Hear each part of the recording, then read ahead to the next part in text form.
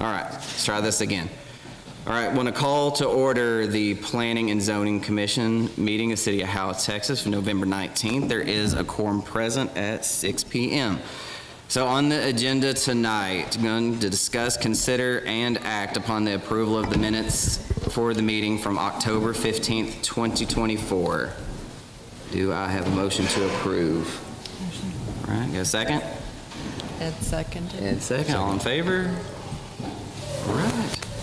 Next on the agenda for a public requested zone change for ordinance number 826. I'm going to read the ordinance real quick.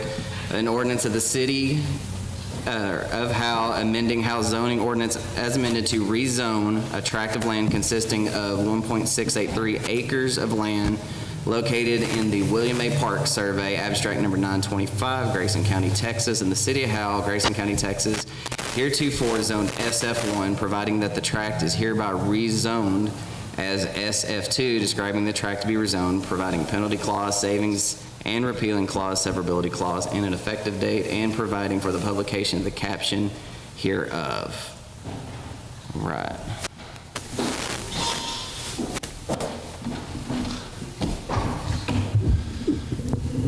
Members of P&Z. Ordinance number 826 is for the rezoning, as you mentioned, of Saddleback Development along Bandera Drive across from Connections Park. I believe Kent Louder will make a presentation to you momentarily. The builder, Kent Akins, may be able to speak upon this if he so wishes as well. Mr. Akins can build, this would allow him to build larger homes with less side yard restrictions. SF1 has 15 feet side yards, whereas SF2 has 10 feet side yards. The idea from Mr. Louder is to be able to reduce to a smaller zoning, but not use the smaller zoning, actually increase the width beyond the SF1 so they can build larger, nicer homes. And that is the intention here. The city staff believes that this would increase that neighborhood substantially. That's already the nicest neighborhood in Howe, but we think this will add on to and carry on and be a great footprint going forward with these additional really nice homes. So if Mr. Louder or Mr. Akins want to speak, and then we'll give a chance for everybody else that wants to speak and come forward.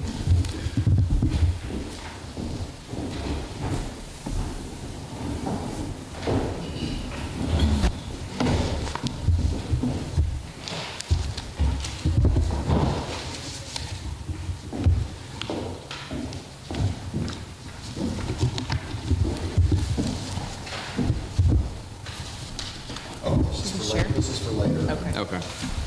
I'll go ahead and give it to you, just in case. Go ahead, Mr. Okay. This is for the engineer has approved this as well. If y'all want to read through that. Very good. Good evening. I'm Kent Louder. My wife Lynn and I are the principals with Saddleback Ventures, and so we're doing this, what might be the world's smallest residential development here of these 7 lots on Bandera Drive. And what I want to do is, Monty touched on it, but give a little context and background as why would we want to be going from SF2 to SF1 and how we're addressing that. On these lots on Bandera Drive, it's important to us that there be quality housing out there. Castlegate and Cassandra are, I think everybody would agree that that's the neighborhood in Howe that we would like to emulate or even do better than, improve upon that. And so that's what we want to do. But currently the property is zoned SF1, and SF1 has this minimum side yard requirement of 15 feet. So you would have 30 foot between adjacent houses, 15 on each side, and it takes away flexibility. It's also very inconsistent with zoning requirements. I looked at Sherman, Van Alstyne, Anna, Melissa, and more typically on these larger lots, their side yard requirements are 7.5 or 8 feet. So 15 actually is very large. And so the interest in going to SF2 is purely for the purpose of getting a 10-foot side yard requirement. In these lots, the minimum lot width we're looking at here is 82 feet. So these are wide lots, but that gives you the flexibility of a wider home. And then also you can slide a home to one side if you want to have a drive going to the back, which like some of the houses on Castlegate and Cassandra have already. So it gives you more flexibility with that. But by going to SF2, the minimum square footage for a home in SF2 is 1,400 square feet, whereas SF1 is 1,800 square feet. So to address that, we've created some deed restrictions, and I'd like to give you all a copy of those. Can I approach? Mm-hmm. Yeah. Okay. Please. You may approach the podium.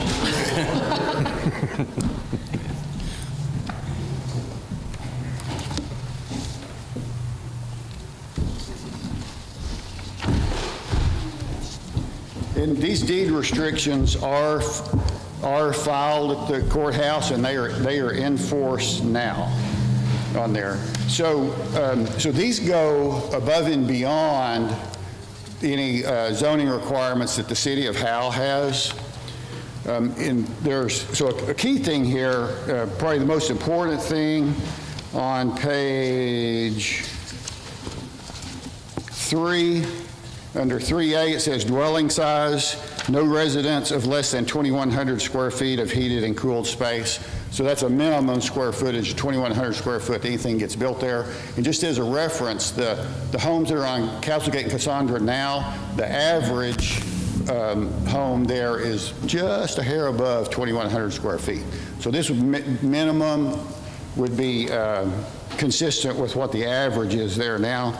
Some other things that are done in here, the exterior material, the state legislature has got it to where cities can't enforce anything about exterior materials, and we've got in here it's got to be masonry, or 95% has to be masonry, to include like hardy board would meet that requirement as well.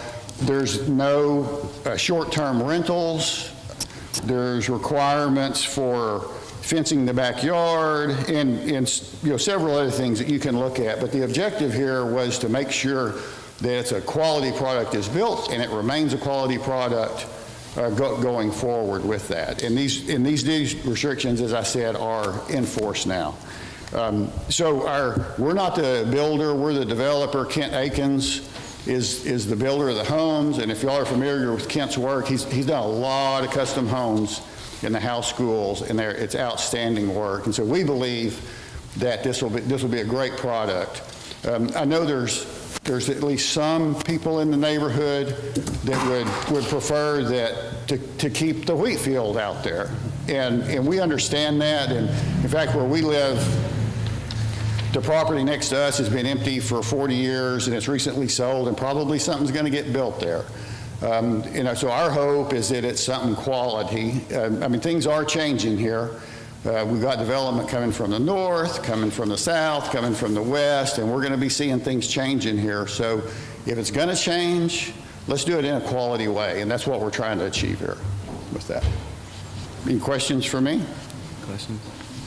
I guess I had a question. On average, is that 300 square feet that you were gaining by going with the smaller side yards? Yes. Okay.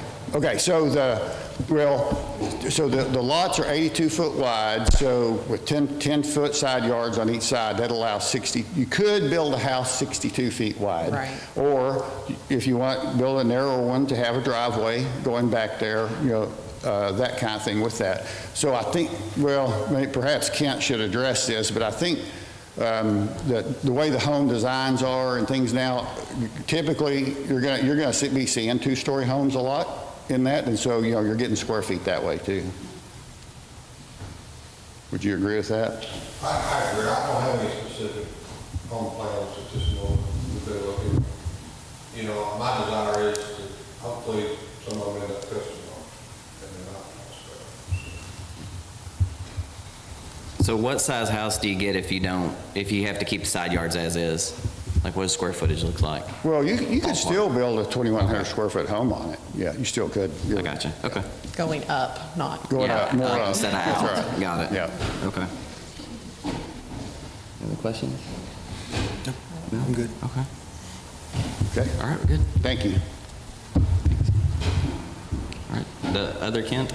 We good too? Okay. Only thing I said, it doesn't seem like that the zoning's been held real consistently throughout the town as far as the side yards go, and I feel like this is well within reason.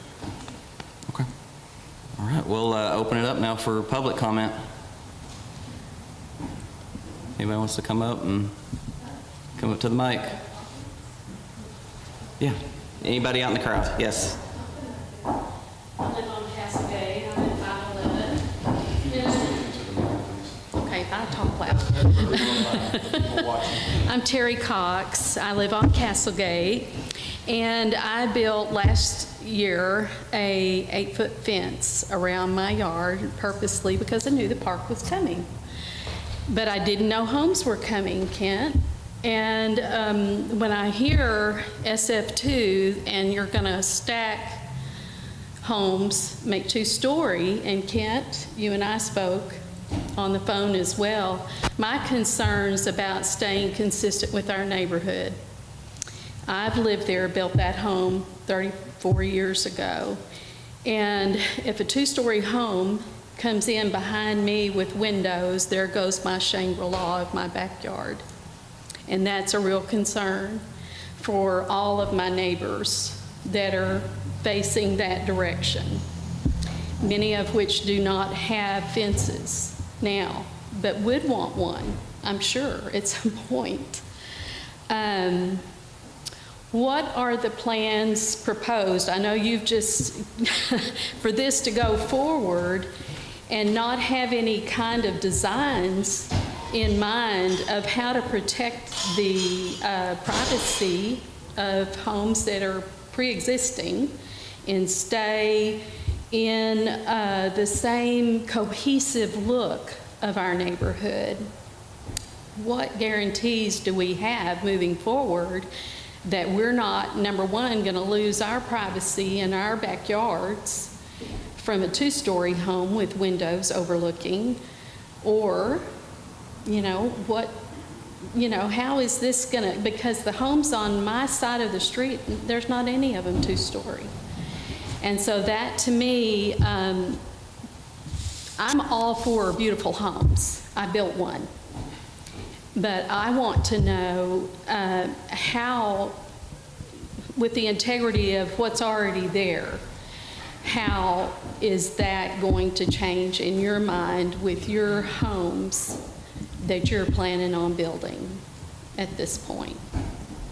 And to move forward with this SF2, what guarantees do we that are here first, and I understand this is not my property, but my property I want to preserve, and my neighbors as well want to preserve what we already have in our privacy and the consistency of the look of our neighborhood. Does that make sense? And would you care to give us any kind of assurances, because we're voting on this tonight? The only assurance I know to give you at this moment is the deed restrictions that are put in place. Which I know nothing about. Huh? I know nothing about deed restrictions. Okay. I'm being very plain spoken about my concerns. Is that something that I need to continue to be concerned about, and my neighbors as well? They have swimming pools in their backyard, and if there's a 2-story home behind them, they're not going to have any privacy. Well, all I can tell you is that any home I build, as I told you on the phone, I'll be very cognizant of any type of privacy issues and respect that. Mm-hmm. If somebody comes in to build a custom home, I don't know how we would tell them they couldn't build a home other than through whoever lives there. Mm-hmm. So staying with SF1, would prevent being able to build a two-story home. Is that right? No. You're talking about square footage and side yards. The SF1 will actually make the situation worse. Well, you're needing the room, and I thank you for that clarification. How can we move forward with our concerns on this, except just to be opposed, because my neighbors are sitting out here? Any? Other than following, like I said, other than following the restrictions that are in place, I'm not real sure what I can promise. Okay, well, I've spoke my mind, thank you. All right.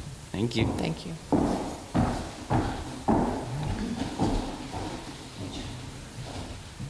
Right.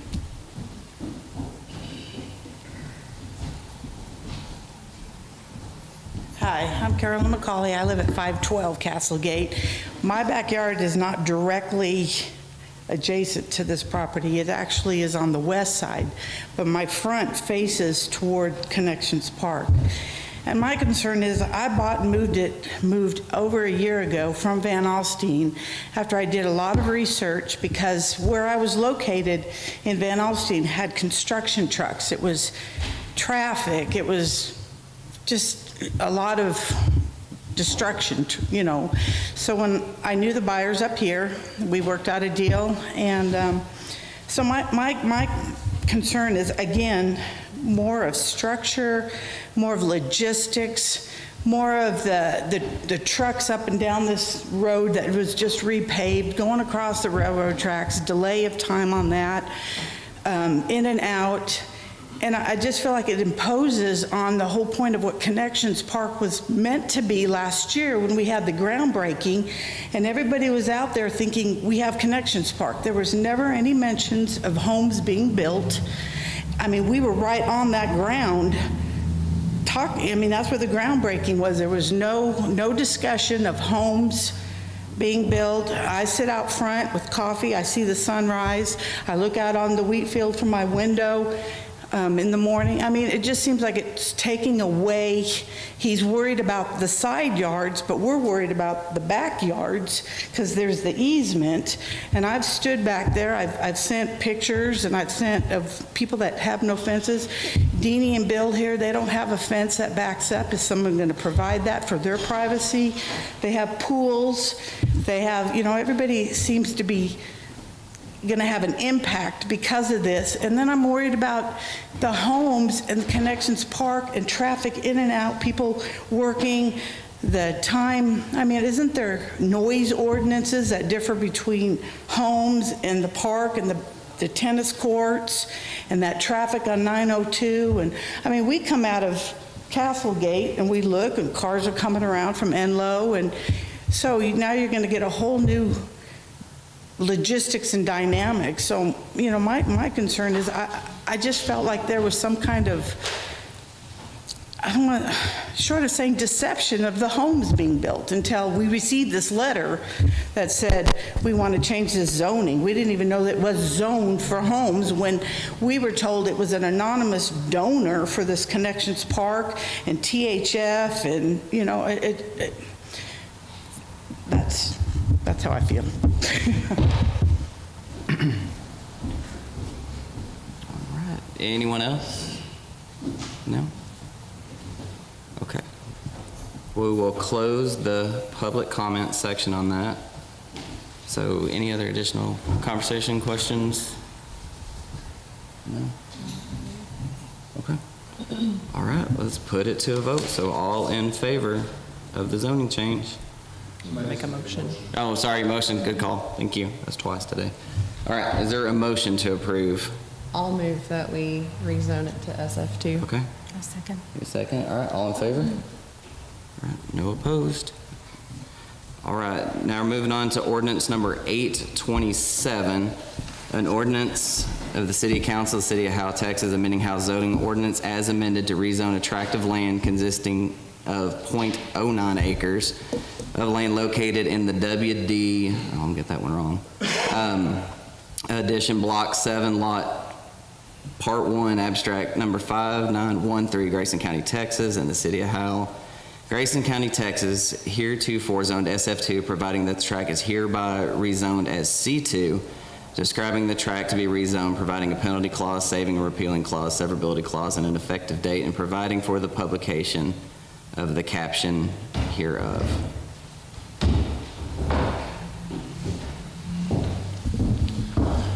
P&Z Board. I'll give you a little bit of background on this property. Several years ago, I'm not really quite sure how this flew under the radar. This location is across from Rimcor on Highway 5. It's next to what used to be Dean's Garage on Highway 5. They first approached the city to build an accessory building, which was perfectly suitable on that property. It's zoned SF2, but it meets no requirements for depth or width or anything of that nature. The size of the building does not meet residential use in any of our zoning. This actually was purchased, and the buyer was sold that it was a residential home, when in fact it doesn't meet any of the requirements for that. Really the only option to move forward for this building is to rezone it to C2, which would allow what we envision perhaps maybe a hair salon or a nail salon or something of that nature to be on state highway, which makes sense for it to be a commercial zone. So city has approved this, or we will stand behind it. Okay. All right, we'll open that one up for public comment.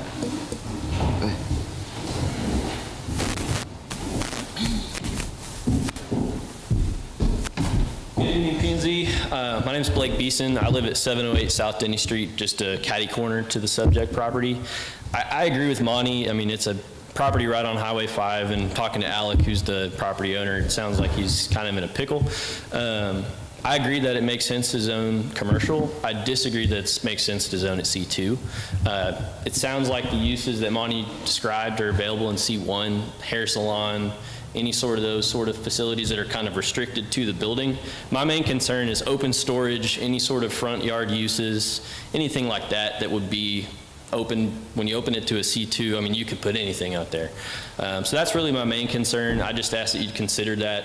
The uses that I think fit the building, not the business person, but that would make sense based upon the discussion we're having, do and are allowed by right in C1. But by zoning C2, we're setting a precedent for across the street from my house to be an auto body shop. I mean, you could put really anything there except industrial. So that's my concern. I just ask that you consider C1 over C2, and I'll leave it at that. Thank you. All right, anyone else? Okay. All right, close public comment on that one. Anything? Yeah. I guess I have a question. What are the main difference between C1 and C2, Monty? And I'll add to that, do we have any idea There, what to do with it? I don't know what the intended use will be. This allows for more flexibility to be less restrictive to the property owner.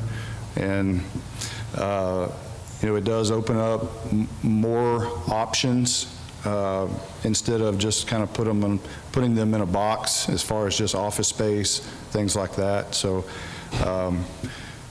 it was presented to us to be more flexible, and that's what we granted, or that's what we discussed. Any other questions? Okay. Have a motion to approve ordinance 827. I'll make a motion to approve. Okay. Have a second? I'll second. Okay. All in favor? Okay. All right, now ordinance 828, an ordinance of the City Council of the City of Howe, Texas, amending Howe zoning ordinance as amended to rezone a tract of land consisting of .42 acres of land located in the J.A. Hanning Survey, abstract number 544, Grayson County, Texas, in the City of Howe, Grayson County, Texas, heretofore zoned SF2, providing that that tract is hereby rezoned as C2, describing the tract to be rezoned, providing a penalty clause, saving a repealing clause, severability clause, and an effective date, and providing for the publication of the caption hereof.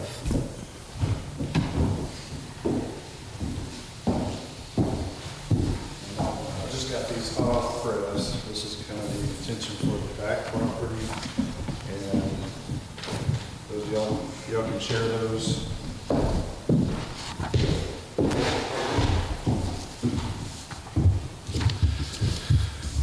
By the way, the P&Z board did receive all the protest letters from everyone. So this is for a current home zoned SF2 on Davis Street. It's owned by Benny Harmon. A commercial developer has purchased the back 4 acres behind that dead ends into that, right next to the creek there. They cannot develop without a sewer tap. Everybody, I think everybody knows our sewer restrictions, and we'll talk about that at length here later on, but we do not have capacity unless there's an existing tap. And so this developer wants to purchase this home for the existing tap so he can start developing this property. In order to include it into his development, it would need to be rezoned from SF2 to C2, and that is what the city will recommend on this certain issue. If there's any other questions, fire at me. You've seen the product. For those in the audience, it's very similar to the warehouse buildings across from La Cima in Van Alstyne and Elmont with the roll-up doors and the offices. These are flex-use buildings. Some can be, as we mentioned, hair salon, nail salon. It can be a karate gym. There's all kinds of flex options for those types of units, and they're very popular these days. One thing it does is it kind of extends our commercial base and it extends our downtown a little bit. As you know, we're limited to one street right now, and this kind of sets the trend for our commercial development down Highway 5 in that area. So, any questions for me? Is there a long-term plan to do anything else with the street? Because it's a dead end, right? So the property owner owns the street. Okay. It's a weird situation that dates back decades. I'm not sure how it was originally done. It's kind of a weird thing, but the property owner owns the street. He has conveyed to us that he will improve that concrete street to meet city standards. The city will not take that street over unless it meets city standards. At some point, he intends to convey that street to the city once it meets city standards. Anything about like another way out though? Right. Yeah. There has been discussion of going out by the gym on to Haining Street, but the property owner would have to talk in detail about that. Is there an easement there? There's not an easement. It would have to be an acquisition. All right, open it up for public comment. I gotta go to work. Oh, far away.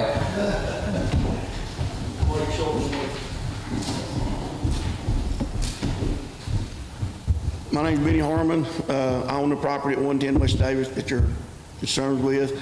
The reason I fill out the paperwork, because Rich Johnson is the gentleman that bought the land behind me. He has already purchased the house. The paperwork won't be done because I have renters there. So they have to be out by August the 31st of next year. And I've seen the picture y'all looking at, and he's a really nice guy. He's telling me there won't be no mechanic shop, it'll all be like professional stuff. So I'm only doing it, I don't care.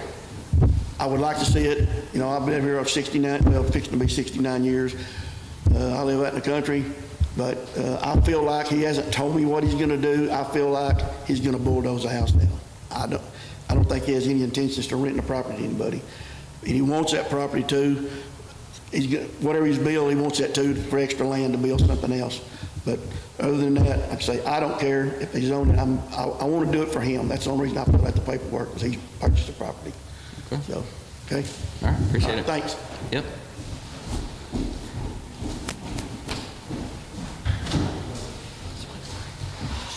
I'm Kathy Talbert, and I live at 204 South Denny. And a few years back, there was a shop right beside me. It was kind of like a flea market, and they wanted to rezone their property. You know, they wanted it rezoned from C1 to C2. That's what happened. I said, no, I don't. I like C1 because there was an inside shop, you know, no problem. Cars didn't, you know, there was not junk and stuff on the outside of the property. Well, it was not, it was changed to C2. Howe Planning and Zoning at that time changed it to C2. Okay, so this property that they're talking about backs up to my back fence on the west. It backs up to my fence on the north. So it's going to surround my property. I've already, you know, that flea market that was there was, I think Rick Wilson owns this property. I offered to buy that property, but he didn't want to sell it. So then they turned it into a tire shop. And I can just tell you right now, the quality of our life outside is not good. You know, tires stacked up. They built a fence beside it. And I know Rick Wilson said at the time, you know, what about if we build a fence here? And I knew what it would happen. It would be a junky looking fence and it would fall down. Well, right now they built another fence, it's falling down. So I put a ridge of, tried to put beauty between us because it was passed to C2. So, and I planted, you know, trees and shrubs and things to try to block out that. And there's tires behind that, all stacked up. There's West Nile virus, there's Zika virus, all things that mosquitoes can, you know, pass along disease to people are behind this fence, and it's right beside my property.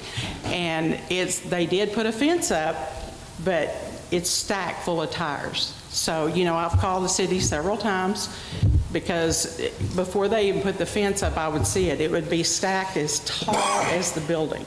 So I see how this property is maintained. It's not maintained, and it's constant noise if you're outside. So C2, same thing. It's going to be, they can do what they want to do. It's not, they don't want to do it C1. They want to do it C2, which can be anything. It could be a restaurant, it could be a theater, it could be a mechanic shop. I know what Benny Harmon said. They said it wouldn't be. No.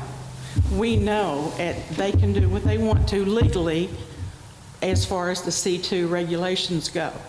And I oppose it. You know, I've been at that property for 30-something years, and I try to beautify my property. You know, I get a lot of comments from people saying, your property is really pretty. You know, we take great pride in it, and it's right there on the highway. People can see our property. And I want it to be a peaceful property. I've already got one eyesore right here.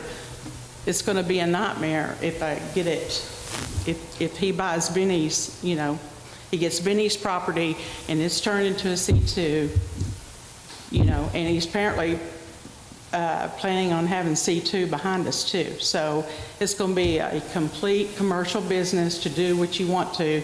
Nothing like C1 where you have on the inside only. It's not going to be that way. So I do oppose it, and you know, I hope you vote in my favor. Thank you. I'll share this concept plan. I don't have one copy. This is entering Davis Street. These are parking, and these are the buildings. Would be his house currently. It would come down here. That's just a concept plan. This is Highway 5 entering? Correct. Okay. Okay. And you can see the intention of the road going out and through there. And if you want to share that with them, so they can kind of take a look at it.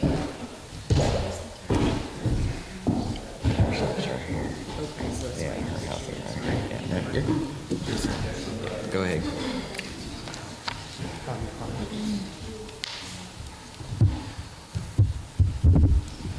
Fire away. Y'all, Yeah. Y'all take your We can time. multitask.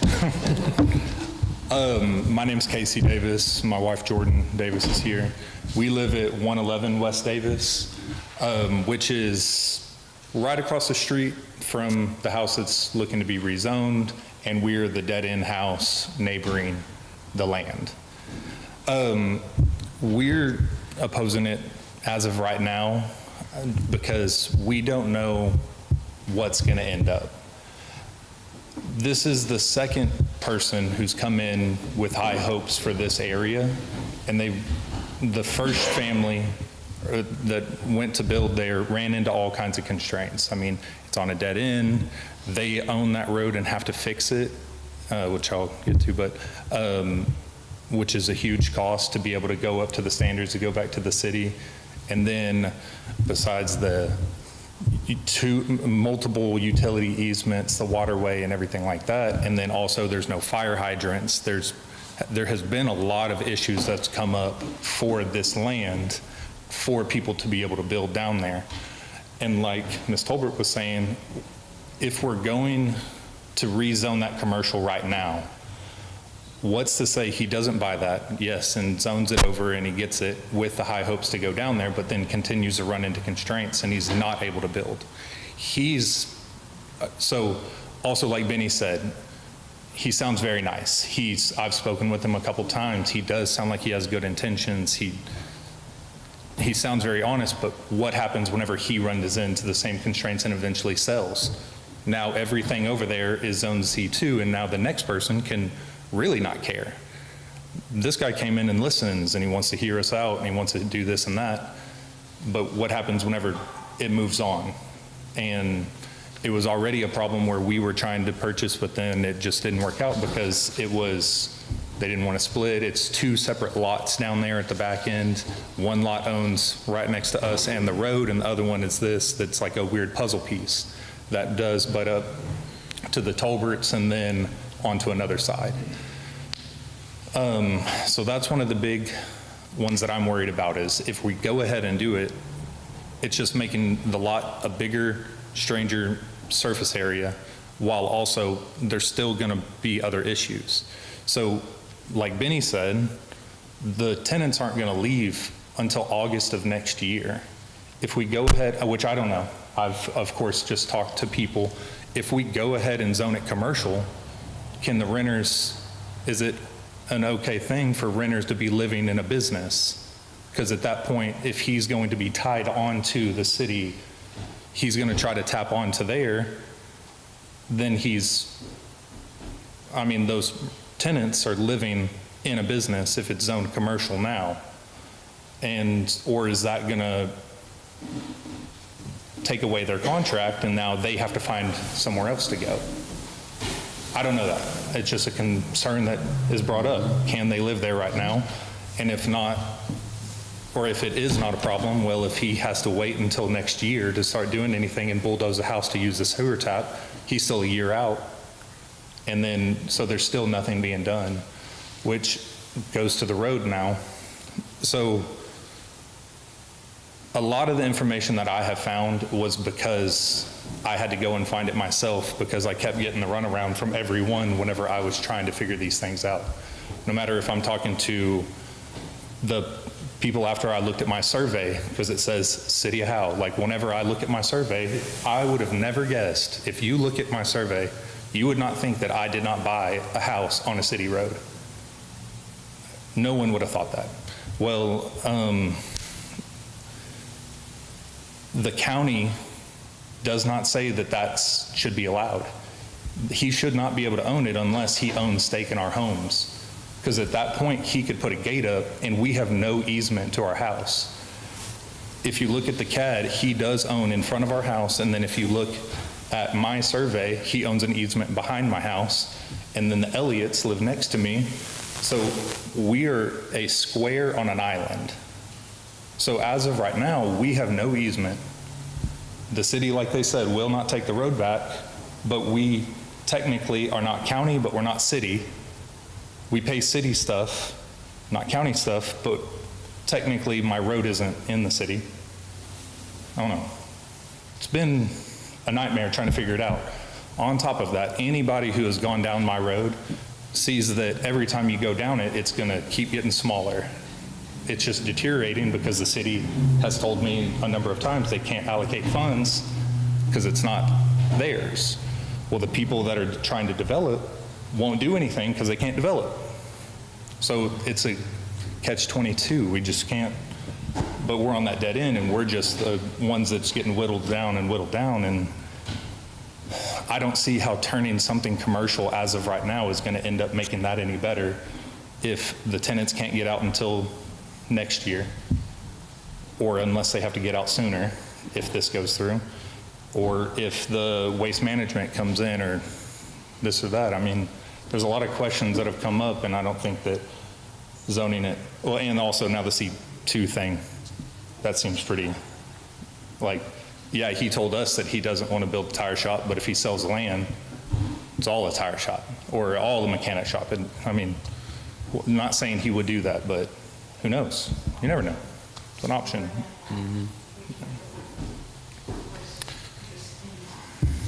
Yeah.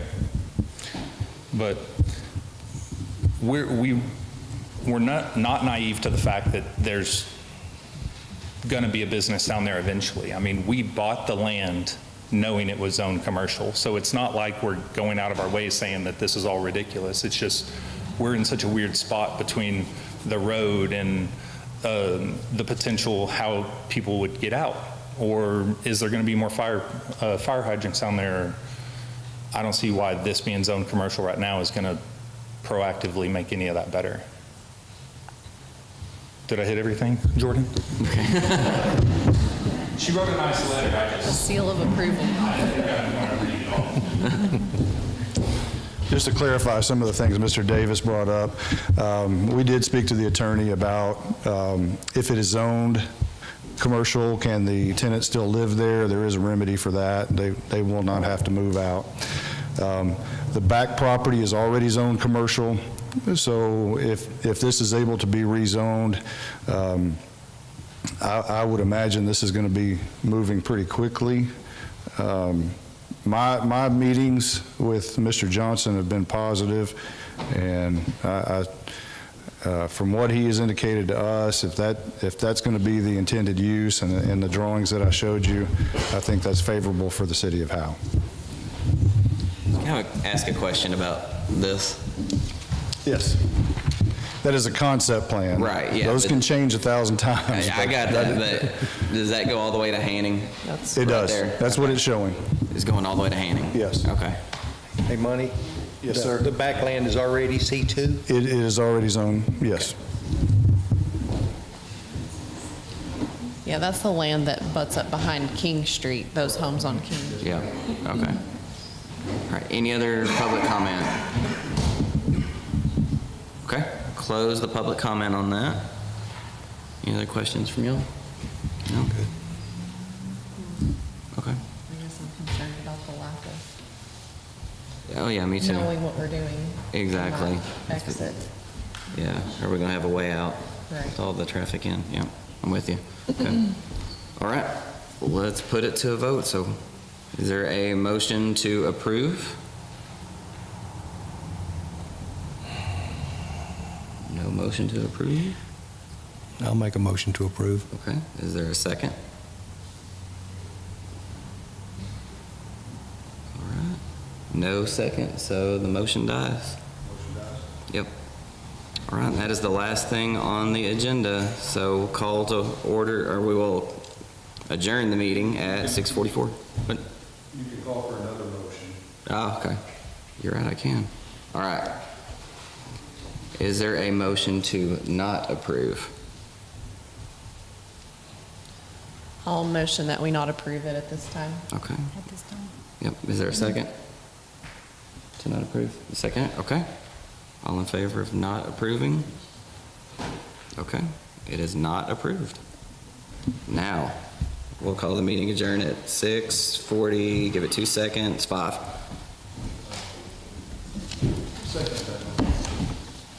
Sharon, Okay. yep.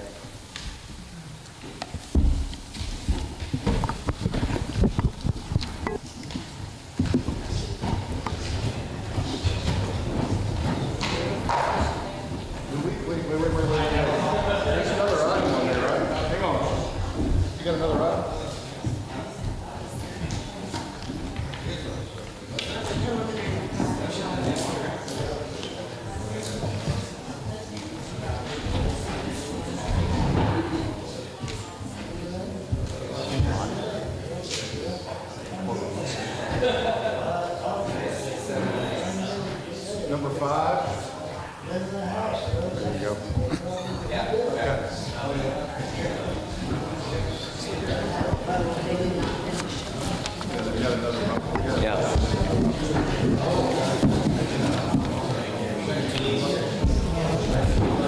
All right, yep, got it. All right, y'all. Yep. There's one more item, going to recall the meeting. Oh, okay. There's one more item on the agenda that we missed, or I missed, that was on me. Number 5. So, discuss, consider, and act upon a preliminary plat for Talbot Estates, 45.487 acres situated in the W Park Abstract, number 925, City of Howe, Grayson County, Texas. Motion. Yeah, for real. Attention, please, we got one more item. One more item, sorry.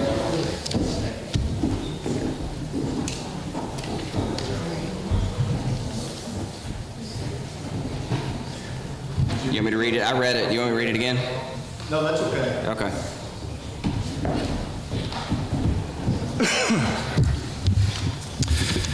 Okay, so this is a property in our ETJ, not in the city limits. It's along Old Highway 6, just east of the railroad tracks, which is from Duke Street, turns into Old Highway 6. This is for a little over 60 lots, half-acre lots. It's a shared CCN, which is our water jurisdiction. It's shared with Luella on this property. This is a preliminary plat. I would remind you, this is not the final plat. I believe that there are things that we need to discuss after we get to the final plat, or before we get to the final plat.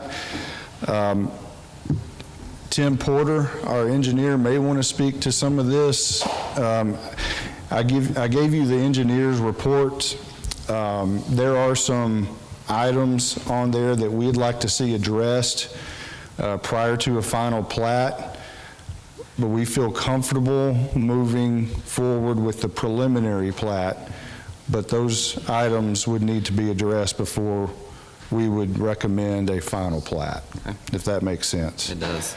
And I've given you a large copy of the preliminary plat, and you can kind of see the outline there. One thing we did discuss with them, it does touch the back part of our 46 acres on the east side of Duke Street. One thing that we wanted to see was access to the back side of that park, since it does touch. It's a very hot topic to me, and we're going to need access to that 46 acres from the backside, from the east side at some point. So they did make an adjustment to that street, but this will not be, at this point, it is not for annexation. That is one thing that we are wanting to see out of this property, and we are doing our due diligence to see if we can provide them water through our Jones Park.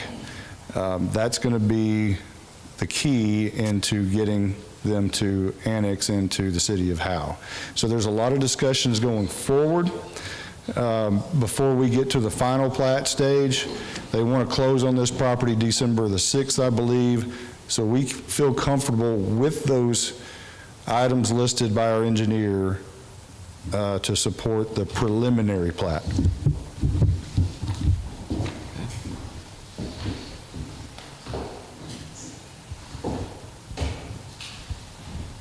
Right.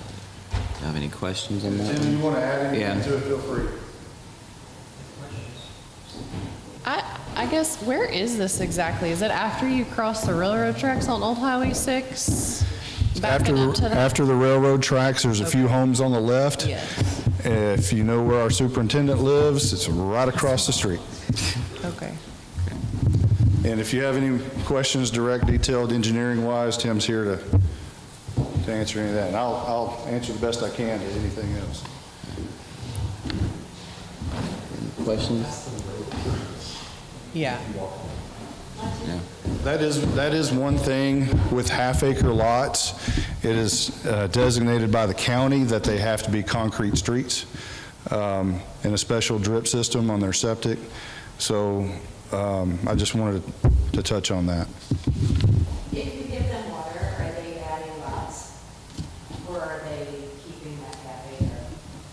If we can provide water, then that opens up a whole different conversation.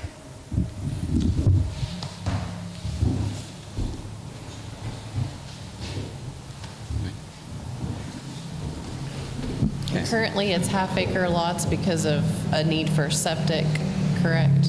Because they're in our ETJ? Yes. Yeah, right, okay.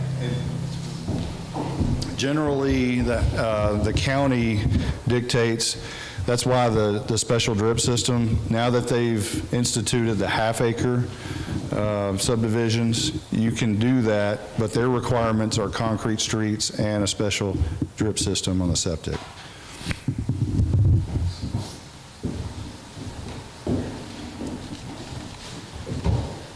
Ed, any questions? No, I'm good. All right. Is there a motion to approve? All right, got a motion. Do we have a second? I'll second. All right, all in favor? Yeah, Sharon made the, I'm blocking her, I guess. All right. All in favor? Okay. Ed? Ed, yep. Yeah, I know, we got it. All right, for real this time. Was item 3 on the agenda, was that acted on, the preliminary and final plat for Southback Phase 1? Nope. It was not. All right, we're not I adjourned. gave you the plan up there earlier. Yes, you did. Promise y'all, this isn't my first rodeo. All right, so number 3 on the agenda, discuss, consider, and act upon a preliminary and final plat for Saddleback subdivision, Phase 1, being a part of the William A. Park Survey, Abstract 925, being in addition to the city of Howe, Grayson County, Texas, containing 1.683 acres of land. That has been approved by the engineer, and city recommends approving the final plat. It's that one right here. Yeah, okay. Yeah, and right there. All right, questions? Okay. All right, have a motion to approve? I'll make a motion to approve. Ed? All right, is there a second? I'll second. Okay. Carol or Cassie, take your pick. All right, all in favor? All right, there we go. All right, meeting adjourned. 6:53. 6:53, I know. 6:53. 6:53, I got it. Are you sure? I'm sure this time.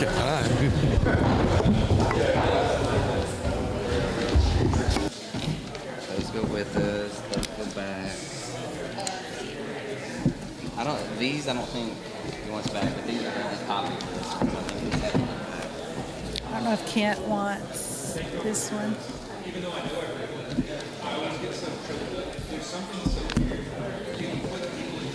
Hey, I bet you could follow the agenda.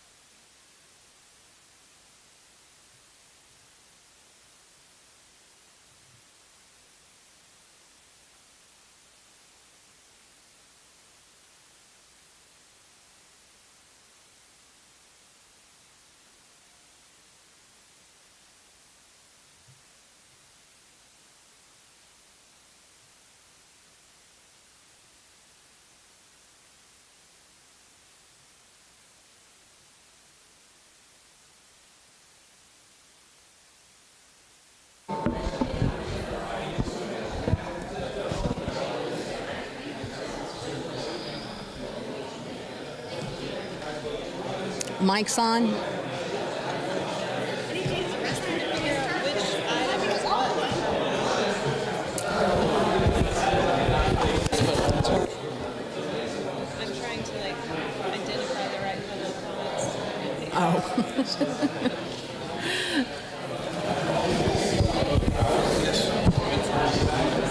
I'm waiting on Monty.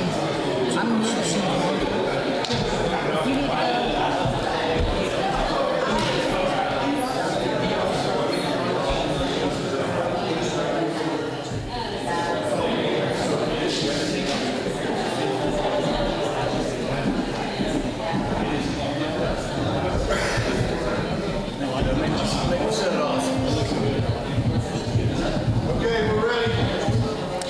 Good evening.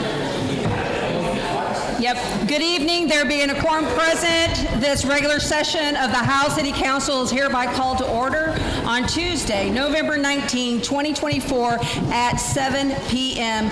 under the Open Meetings Act of the State of Texas. Please remove your hats and silence your cell phones. And let's stand for the prayer and the pledges. Councilwoman Billy Ingram is going to lead some prayer.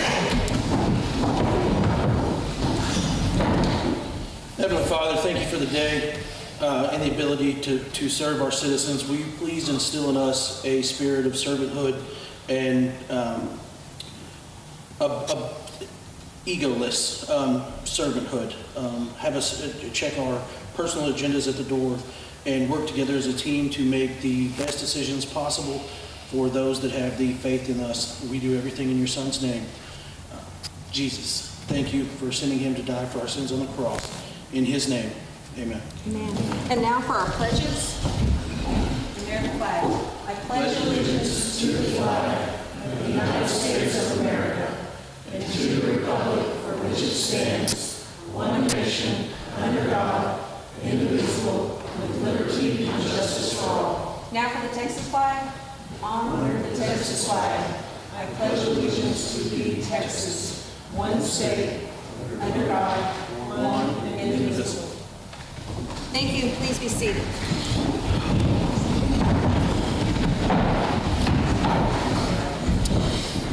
Moving on to our citizen comments, the City Council invites citizens to speak to the council on topics not already scheduled for public hearing or on the agenda. Citizens may address the council for a maximum of 2 minutes. The council is unable to respond to or discuss any issues that are brought up during this section that are not on the agenda, other than to make a statement of specific factual information in response to a citizen's inquiry, or to recite existing policy in response to this inquiry. Does anyone have any public comments that they wish to make? And if so, you may do so by coming up to the microphone, stating your name and your address, please. Okay, we'll move on then. Mayor comments. Our first one is we are going to recognize our city administrator, Monty Walker, who has celebrated 10 years of service to the city of Howe as of August 2024. And I just want to say real quick, Monty has done an excellent job. He does a great job of communicating with myself and with the council. He's very honest and reliable and dependable, hardworking. I really can't say enough good about him. Many times I've had text messages or emails from him at 10 or 11 o'clock at night. Hey, are you available? Because he's working at the city. That's not uncommon, or even on the weekend. He really does love the city of Howe and the citizens. And so we want to just honor him with this plaque. And it says, Monty Walker, 2024, in recognition of 10 years of outstanding service to the city of Howe. So if you will, just That didn't get approved in the budget.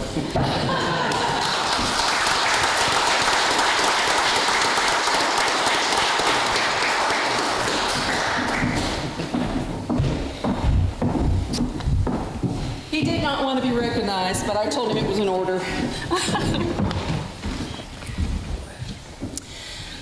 All right, number 2, since becoming mayor in May 2023, I have been the emergency management coordinator. This is just kind of a courtesy update for the city and for the council.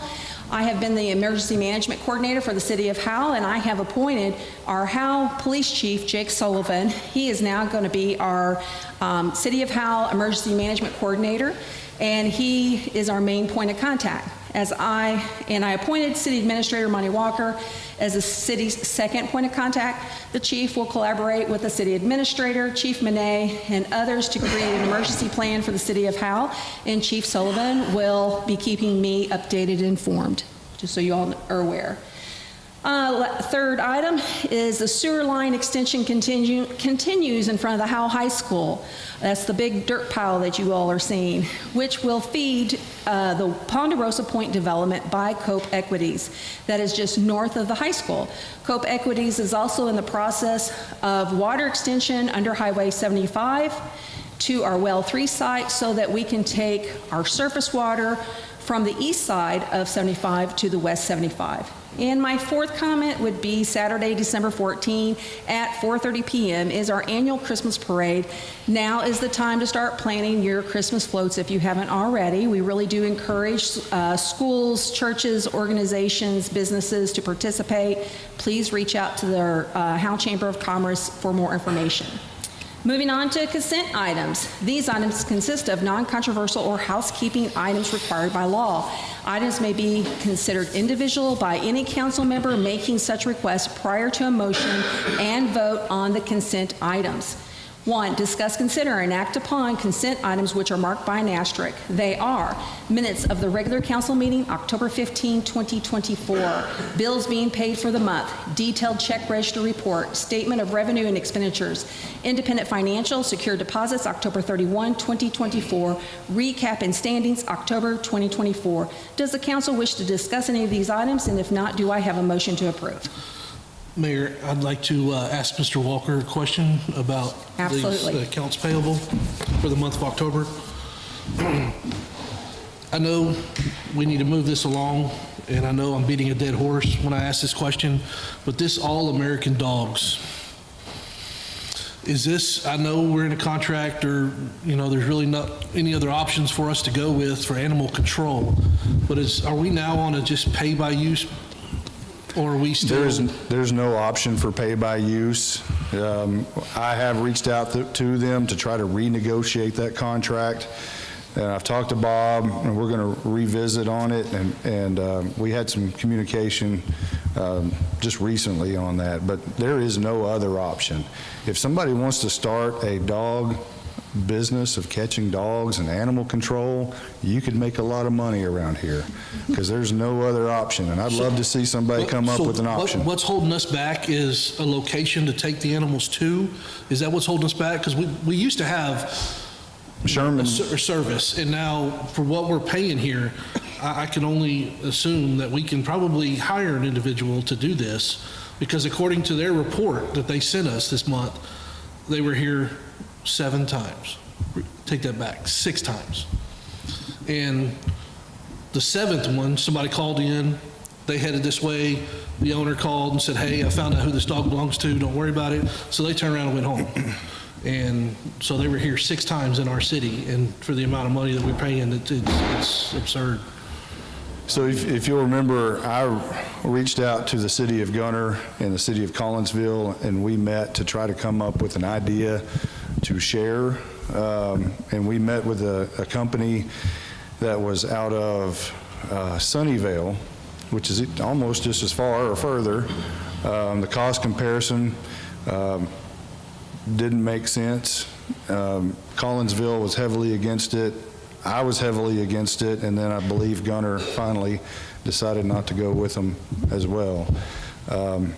We're just stuck in a situation where we have no other options, and trust me, the only issue of, we even talked about, do we just stop doing it overall?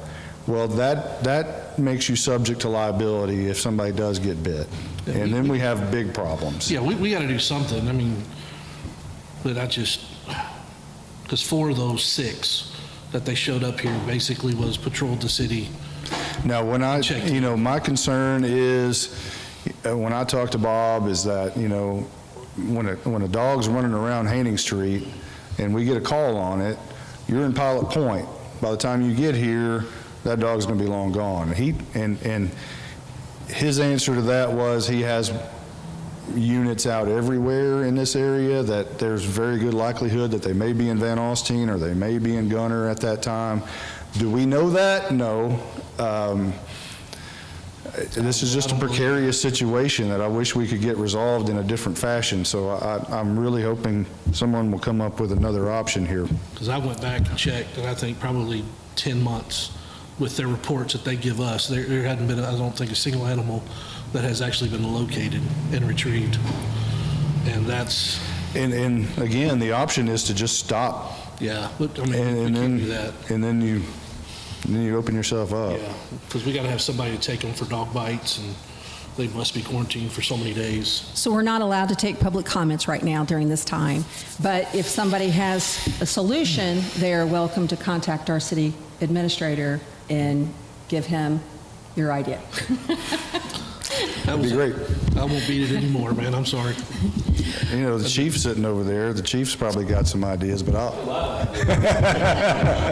of the cost of funding, some of the cost to create partnerships with other cities. And so in past lives, we did reach out to other cities, and each city shared a part of that cost, only for personnel, equipment, and then provided service to the other cities. So I'm sure that's something that's probably already been explored. But Right.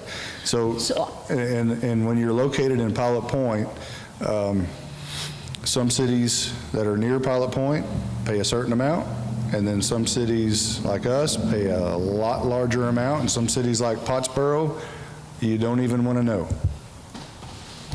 Does the council, any other council member wish to discuss any of these items before moving forward? And if not, do we have a motion to approve the consent items? I'll make a motion to approve the consent items. Sarah makes a motion to approve consent items. Do I have a second? I'll second. Billy makes a second. All in favor?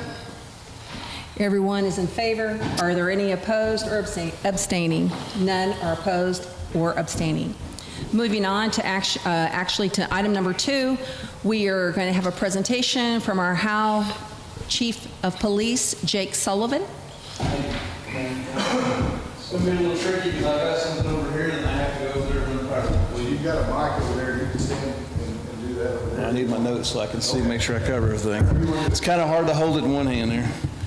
So good evening, my name is Jake Sullivan. I am the new Chief of Police for the City of Howe. I've had the privilege and honor to evaluate our police department over the last 4 weeks and come up with a plan to how we move forward. Part of that evaluation was looking at our operational effectiveness, our ability to serve our community, and what is our path forward as a team. And so part of that had to do with how are we prepared to serve our city. And so in part of that aspect, we look at how we market ourselves. I have a very strong philosophy that as the chief of police and as the people who work for me, that it's a customer service approach. And so I look at it this way. If you own a business and you don't take care of your customers, how long do you have a business? Not very long. Policing is no differently. Our citizens are our customers. So it's our responsibility to find ways to engage with our community, our businesses, and to build those relationships. One of the things that we have begun, and for those of you who own businesses, you'll probably start seeing officers stopping by, talking to you, introducing themselves. We've already started that initiative last week.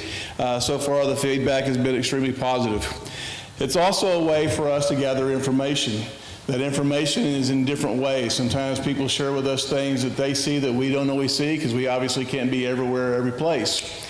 It's also a way for us to hear concerns that citizens may have. The other part of that is we look at is how do we meet community programs. And so one of the things that I'm working with council and the city administrator is having a town hall meeting. And sometime this spring to have our first Citizens Police Academy. When I looked at the overview of the department, one of the things that I looked at is our technology, our staffing, and how we're functioning as an organization. We have a record management system that's from 1997.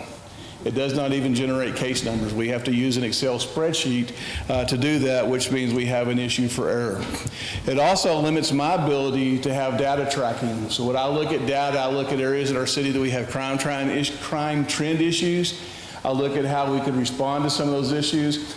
It's a way for me to present the council and city leadership how we may need additional staff. It's also a way how we track things to get grant money so that we can fund some of the projects that we need as an organization. We've initiated some new initiatives. So we are in the process of finalize a ticket rider system. What that means is officers will be able to do tickets, warnings, vehicle impoundments, criminal trespass warnings, all off their phone. That data will now, for the courts, part of it gets pushed to them. The rest of it gets pushed into our RMS. What that allows us to do is capture real-time data and use that information in how we do our police reports, how we file our cases with the district attorney's office. It also allows us to get officers off the highway and off our streets. As you can imagine, being out here stopping a car and you're having to sit there 5 to 7 minutes because you're handwriting a ticket or using a record management system that's almost 30 years old, you know, that's obviously an officer safety issue and a concern for me. The other thing that we have looked at and has begun the initiation process for is that we hope that January 1st we'll have a new RMS, which is a record management system. That record management system is web-based. It will also provide what we call TLETs and inlets for our officers with the computers in their car to be able to run people who are wanted, check for stolen items and things of that nature, which we currently do not have the access to do. I also looked at what kind of technology we currently have to do our job and what things that we need to do moving forward. My team and I took the police department and basically crawled in every corner of it. We found things that I honestly cannot tell you what they are and then where they came from. We found uniforms that I can tell you in the 30 years I've been in this business, I probably wore them when I first came on the job. So that tells you that we have an issue at how we track information stored and how we dispose of it when it becomes unusual. So what we did is we took some of our coats that were still reusable, our pants, and we gave those to Public Works because they needed some new clothing. That no one else wanted, that we gave to charity to the Salvation Army in Sherman.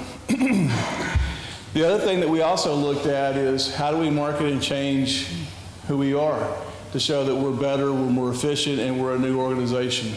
So we today, actually I was showing council, we have a new patch that you will see over the next few weeks get rolled out on our uniforms. We're in a holding pattern for our uniform, which is the only reason I'm not in uniform because we probably won't get them until Christmas. So, and part of the reason for that is every police agency in the state of Texas, October 1st, places their order. So we are a little bit lacking in timing for ordering there. The other thing that you will see is tomorrow, we will have one of our vehicles with a new graphics design on it. We're not changing all the cars, only the newer cars, just because it doesn't make sense from a cost effectiveness. And we have new badges that are coming. All these things are to try to improve morale, change culture, and to assure you that we're trying to look at becoming a modern agency. Some of the challenges that we face as an organization, we are extremely behind in time with technology. And what I mean by that is our camera system is almost 7 years old. Our less lethal options is almost 7 years old. There's better technology out there that allows us to negate liability and also provide better cases to hold offenders accountable. And talking about holding offenders accountable, we changed our mission and vision statement and our value statement.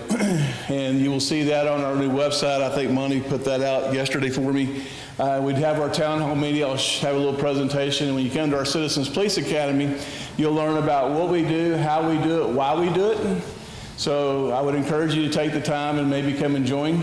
I would love to see you there.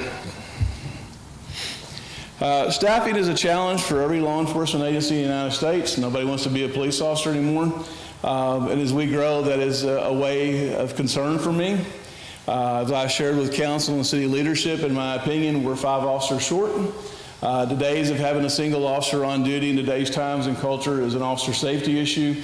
It also limits our ability to respond for calls if that officer gets tied up on an issue. You know, when you have 75 run through the heart of your city, we work plenty of wrecks. That ties that one officer up. So as it is with any city, funding is an issue. We also have to look at our pay structure, and we also have to look at how we recruit and train talented people. So one of the things that I'm trying to address as finances are available is to get our technology up to speed so that I can reach out and try to attract a younger crowd. Younger officers are not all about the money. And as y'all well know, to our south, some of our law enforcement agencies are paying well into 6 figures. We don't have that ability. And I don't think that is the best approach for us. I think the best approach for us is to recruit young officers that we can train and mold them our way to learn our community and our values and how we do business moving forward. One of the ways that we'll attract those folks is to have good technology. Technology is cheaper than buying people. So unfortunately, in today's times with our young people, they will go across the street because you have a better car. They will go across the street because you have better something. It's not in the old days where I can go across the street and make $1 more. They don't necessarily look at it from that perspective. Lastly, one of the things that I looked at is our policies and procedures, which puts us into the next piece of our accreditation. So the Texas Chiefs of Police Association in the late 80s started a best practices and efforts to become accredited. Accreditation allows us to move into the next phase to help the city to negate liability, but it also provides the outside reference and being audited by someone from the outside that we are doing things at the best of the 21st century in policing. So in conclusion, we have some opportunities to how we improve our law enforcement services. As I said before, bringing technology on. We have some security upgrades that need to be done at our police station, and we need to look at how we train and track new personnel for our growth. Like anything with change comes need for money. We are working on a couple of grants right now. The Department of Justice have what they call a COP grant. That a grant allows the city to apply for them to seek funding to pay for some of these officer positions. Some of it is totally funded by DOJ. Some of it is a match and based over a series of 4 years. I'm also working on a grant that provides vests for our officers. What that does is it allows the city to recoup some of that money because right now the city's paying for it 100%.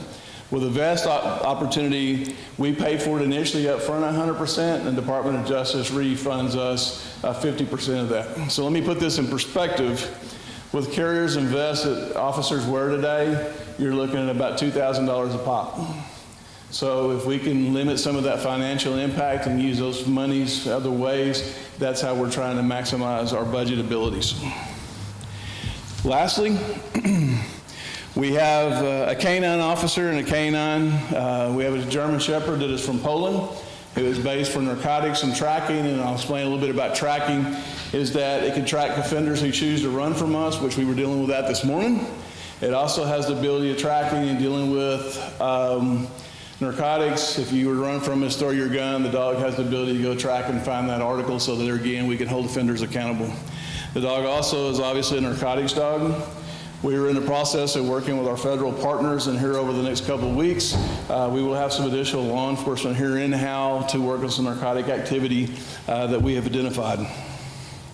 With that being said, if y'all don't mind, I'll move over to the presentation.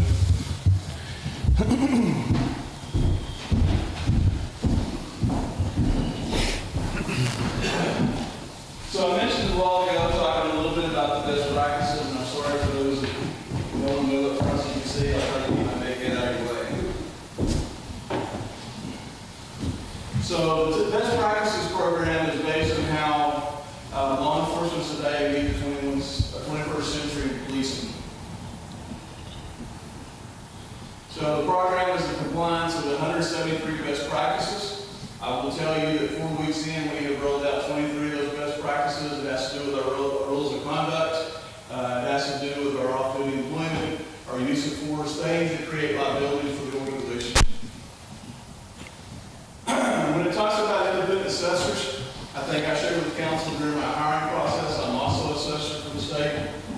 So what they do is they choose different chiefs around the state to go to different areas so that you're not going somewhere where it's your buddy or your friend.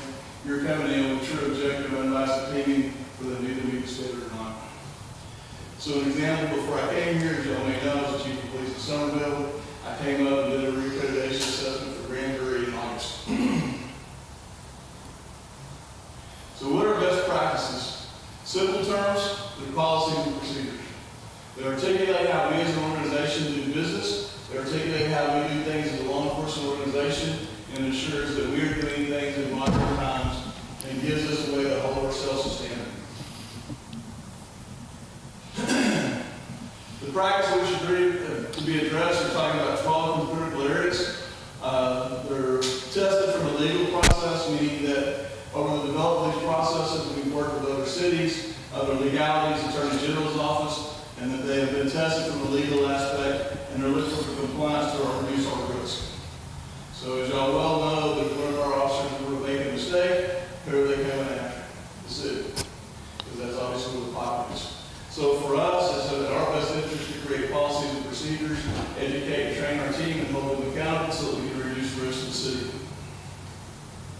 This is what the 12 critical issues talk about: use of force, emergency vehicle operation and pursuits, search and seizures and arrests, care, custody, and restraint, domestic violence, off-duty conduct, selecting and hiring, sexual harassment, complaints and internal affairs management, narcotics, SWAT, high-risk warrant services, dealing with mentally ill, and property and evidence.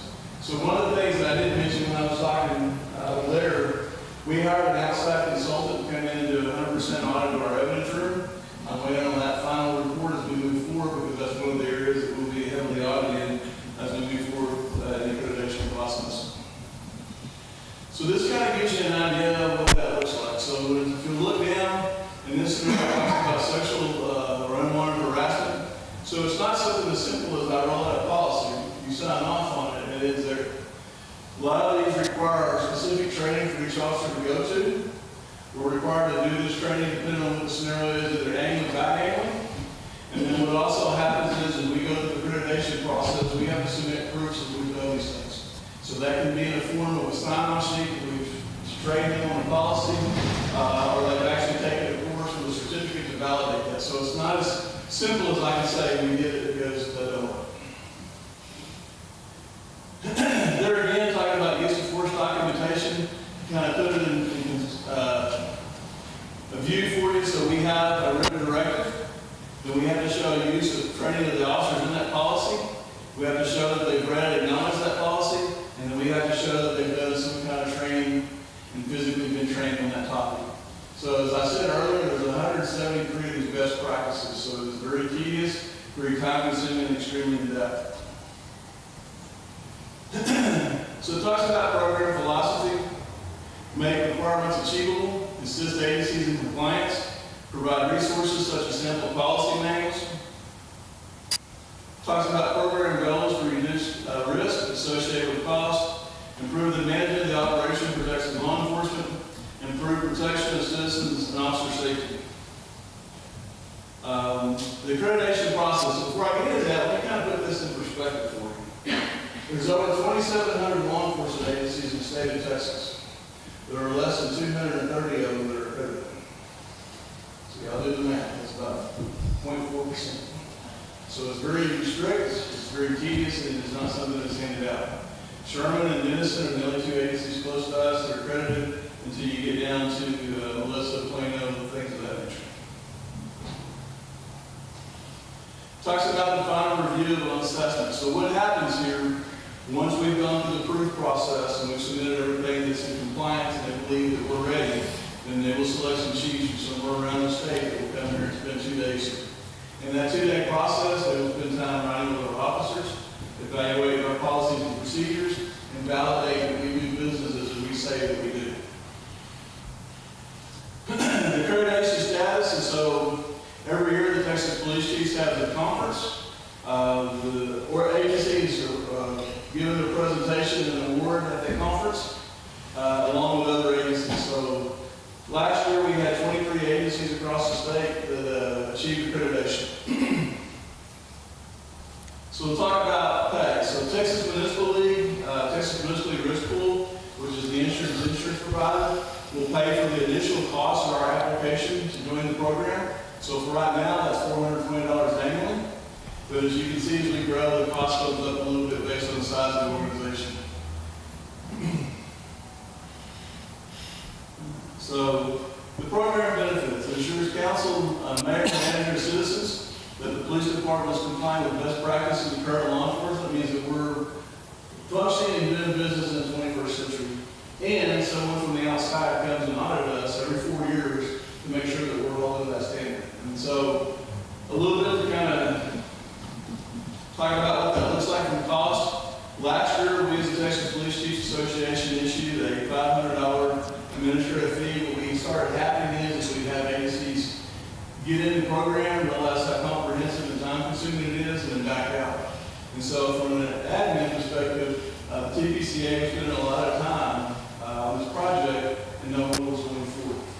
So they had to make a change. That admin fee is something that we as a city would endure, but it's a one-time fee. My police chief memberships is paid regardless of the way. And then what happens after that, when they come out to do an on-site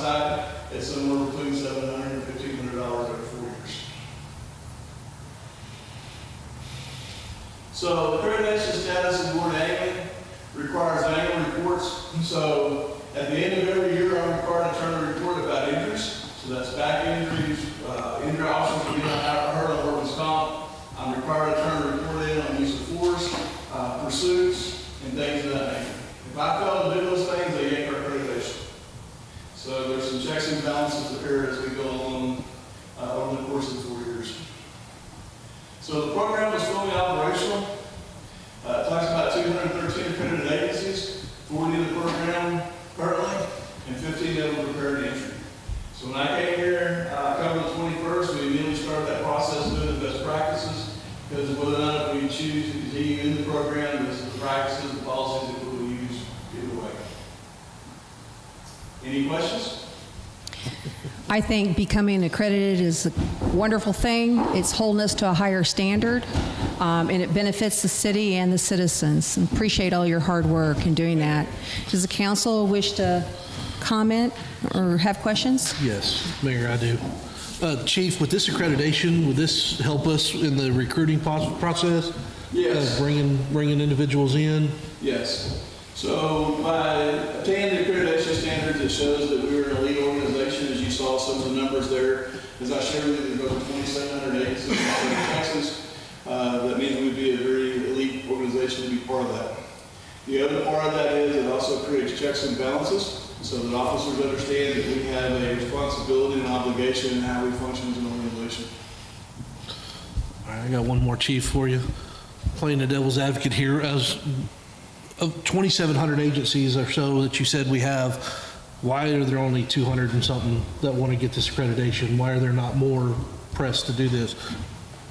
Well, it's a very rigorous process. So as I shared with you, there's 173 best practices.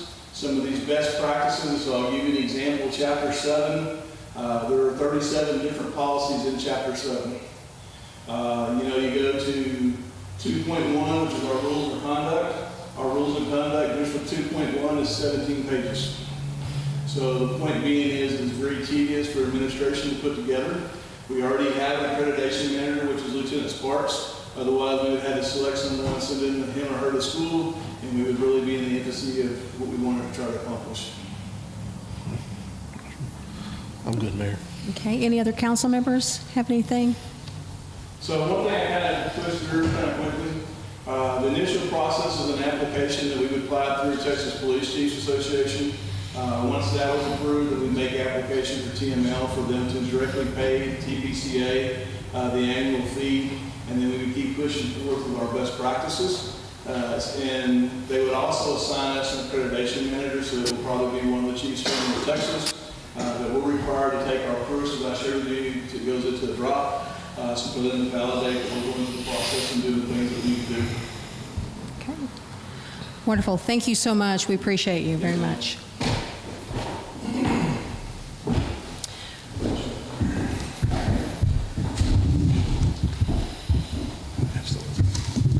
Moving on to... Mayor, can I say something yes, real sir. quick? Yes. I would just like to commend Chief Sullivan for the work he's done coming in here. I think you as a council is to be commended too for the choice you made. He's doing an outstanding job early on, getting to know the community and being visible, and I just wanted to publicly thank him for his service. Thank you, sir. All right, we're going to move on to action item number 3, discuss, consider, and act upon allowing city staff to negotiate with BVRT2 for wastewater solutions. Before I open this up to comments from the council, I do have a letter, statement from, that I want to read. I actually have 2. Move this over, sorry. One is, first one I'm going to read is from Councilman Sean Tyler. He was unable to be here this evening. He had a late meeting in Dallas and did not think he was going to be able to make it because of traffic. He says, "Dear citizens of Howe, I want to take a moment to share some insights from the recent visit that I, along with other members of the council, attended last week. The site walk was highly informative, and the representatives from BVRT2 demonstrated extensive knowledge of their wastewater treatment systems. It was a unique experience to witness their process firsthand, and I was impressed by the quality and efficiency of their methods. We even had the opportunity to drink water treated by their system, which was both reassuring and a testament to the reliability and environmentally soundness of their approach. The data and insights we gathered during this visit have given us confidence that their solutions could effectively address the City of Howe's immediate wastewater treatment needs. If you have any questions or would like to learn more, I encourage you to reach out to me or other council members who participated in the tour. We would be happy to share our experience and provide additional information. Thank you for your continued engagement and interest in the future of our city. Sincerely, Sean Tyler, City Council Member. All right. The next statement is myself. I'm going to make one. And I wrote it so I'd stay on task. This past Tuesday, November 12th, myself, Councilman Sean Tyler, and Billy Ingram, and City Administrator Monty Walker visited 2 facilities owned by BVRT in Ulen, Texas. This trip was educational as we learned more about BVRT-2's wastewater utility systems process, helping small municipalities deliver sustainable water, water resource recovery facilities, and recycled water resources and infrastructure for their cities. Touring the plant in person allowed us to educate ourselves and ask questions we might have of those operating the plant. The smell was minimal, and you had to literally stand on top of the system to smell it. The footprint of the plant itself was much smaller than what a lagoon system would be. That's what I'm calling it. Once a contract is signed, the timeline for a facility such as BVRT-2 would be 18 months to 2 years. A lagoon would be 3 to 5 years. After further investigation, it would be most likely be closer to 5 years because the city would have to have a bond election. It is important to understand that this action item, if approved, would allow the city staff to negotiate, not make a final decision. Everything is subject to council approval. Again, this item, if approved, would allow the city to negotiate and not make a final decision. However, we need permission to move forward with BVRT-2 so that we can have discussion and see what BVRT-2 is offering us in black and white. I believe it is our responsibility to explore solutions for the City of Howe. Voting yes to allowing the city staff to negotiate allows the city to continue to explore for solutions.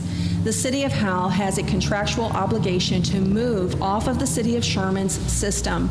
Our contract ends this coming year on May 15, 2025. We do not have the pleasure of continuing kicking the can down the road for someone else to figure out solutions for our problems. Earlier today, Councilwoman Sarah Myrick publicly expressed her concerns about this action item on her political Facebook page. Some of Sarah's concerns include, 1, quote, the city giving up sources of revenue just to get something done quick is not responsible, unquote. My response to this is the city is not giving up a source of revenue. We do not currently have revenue for wastewater. Therefore, we cannot give up something that we do not have. We are not wanting to move forward with negotiations, as Ms. Myrick stated, quote, just to get something done quick, unquote.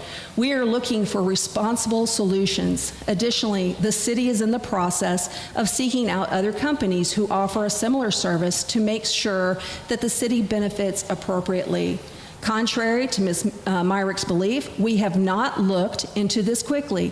I first met with BVRT in April of 2023 prior to the mayoral election. I have been working on trying to find solutions for the City of Howe since before the election in May of 2023. I believe we are taking responsibility by looking for possible solutions. Ms. Myrick has publicly indicated that less money for the city equals higher taxes for the citizens. Again, we do not have wastewater revenue now other than administrative fees. So what we don't already have now cannot be taken away from us in the future. I have a question for Ms. Myrick. Ms. Myrick, you were appointed to the City Council in the year 2021. What wastewater solutions have you brought before the council during the past 3 years that you have served? As a council member, you have had more time than the rest of us to not only be made aware of our contractual obligations to the City of Sherman, but you have had time to bring forth solutions. Are you really doing a service to the citizens of Howe by wanting to stop the city from having further discussions with BVRT2? BVRT2 would create jobs at their expense. The city would not be paying salaries, overtime, vacation, medical insurance, and retirement. BVRT2 specializes in wastewater. The city of Howe does not. If an agreement is made with BVRT2, the city would be guaranteed a certain percentage for administrative fees and franchise fees. This would be a guaranteed revenue for the city of Howe, not a loss of revenue. Additionally, I personally invited you to attend, Ms. Myrick, to the November 12th visit to Uland, Texas, so you could be educated as well. I even gave you the option of going on a different day if that was needed. However, you did not respond to my invitation. Again, you were aware of this problem for over 3 years prior to any of us, and yet you have not brought a possible solution before the council. I hope you will make a decision based on what is best for the city and its citizens, and not based on a personal agenda. Does the council wish to discuss this item? And if not, does anyone would like to make a motion? Yes, I would like to discuss. I appreciate you bringing up my Facebook post. It keeps me from repeating some of the points that I already made publicly. I would like to mention that these were not points that should have surprised any of the council, as I have expressed them in executive session. I've already also expressed to the city administrator prior to that. Because I'm not trying to hide how I feel about this decision. It is not about BVRT as a company. It is absolutely not about that. They made a great presentation. I think that their technology was probably very interesting. I wanted to go to the tour, but I was unable to go because I have a day job and had to do my job. What I will say is that, first of all, in response to the question for what I've been doing for the past 3 years, is I have been involved in ongoing discussions with the city of Sherman since before I came on to the city council. I was aware of the problem with them. I was part of the reason that the public was made aware of the debts that we had that we were not paying. I have been working tirelessly for this public, for the city of Howe, not because I'm getting anything out of it at all. I happen to know, because of my relationships with multiple council members on the city of Sherman, that while we are contractually obligated to get off of the City of Sherman wastewater system, they're not looking to terminate that contract at this time. They're planning on using the revenue because they're building their own industrial wastewater treatment facility for Texas Instruments. There's no pressure being had from the City of Sherman for us to get off of their system right now. And there has been a time when I've told the city something different. I will always tell you the truth about what I know. What I will say is the way that cities make money is through taxes and through the services that we provide for our citizens. You talk about how we're not making money now, but the income from wastewater makes up 15% of our latest budget. The fact that most of that goes out is because a previous city council decades ago made the decision to outsource this service. They thought then that they were entering into an ironclad contract. It made absolute sense for someone else to take care of it. We were then sued by the city of Sherman and ended up having to pay them an astronomical amount. The fact that we are deciding now possibly to go down the road of replacing that system with something that could end up very similar in the future seems like a huge risk to me. We're not discussing to go in partnership with them.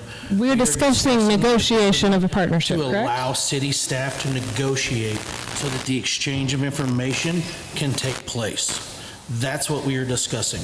We are not deciding to get in business with BVRT.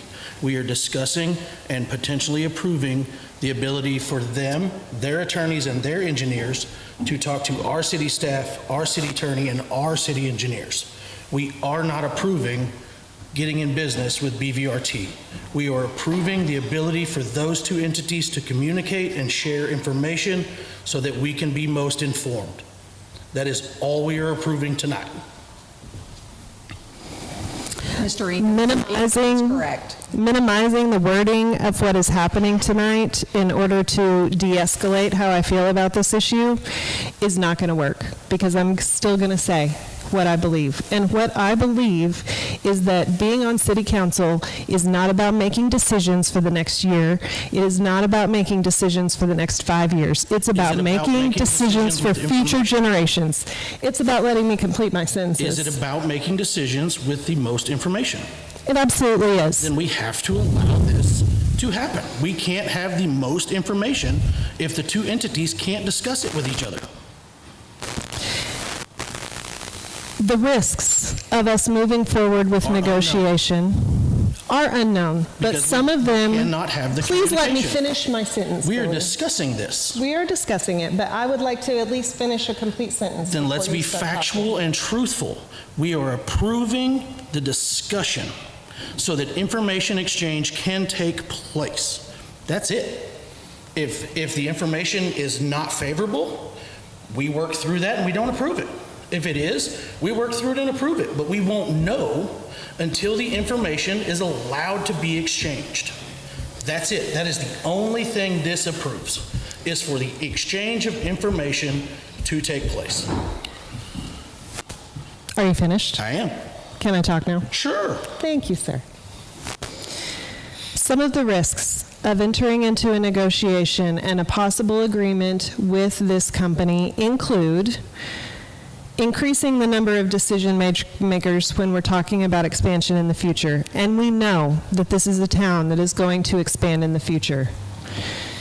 Another risk is having less control over how workers act in emergency situations. I absolutely heard what they said when they said they'd have someone in the community and they'd have someone here. But you just talked about in planning and zoning what could actually legally happen and what someone says is going to happen. If we privatize one of these services, we no longer have control over how people act in those types of emergencies. And we're talking about emergencies about flushing our toilets. That's pretty important to our citizens. We are also talking about potentially having less negotiating power for future expansion.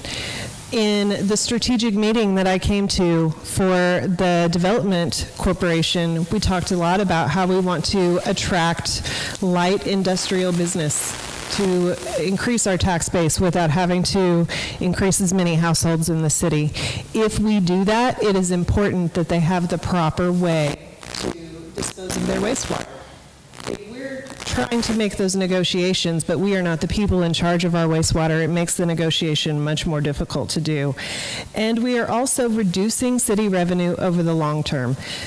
I understand that rates aren't going to change in the short term. I understand that we're going to be guaranteed a certain percentage, but what I also understand is BVRT1 is really the operating company that you took the tour of. BVRT2 doesn't even have any facilities open yet.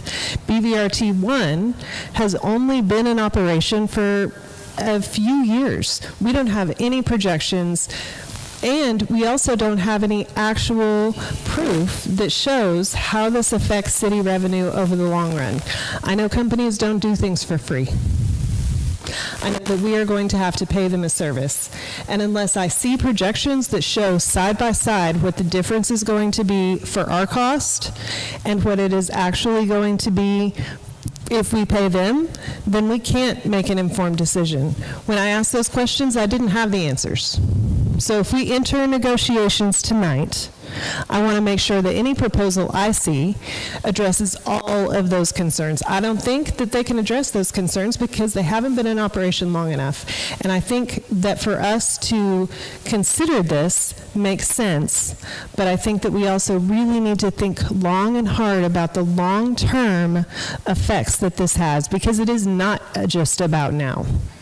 It is about our future generations. We are the future generations dealing with the decisions that were made 50 years ago. And right now, we are possibly getting ready to repeat their mistakes. So I think we need to be very, very careful about how we do that.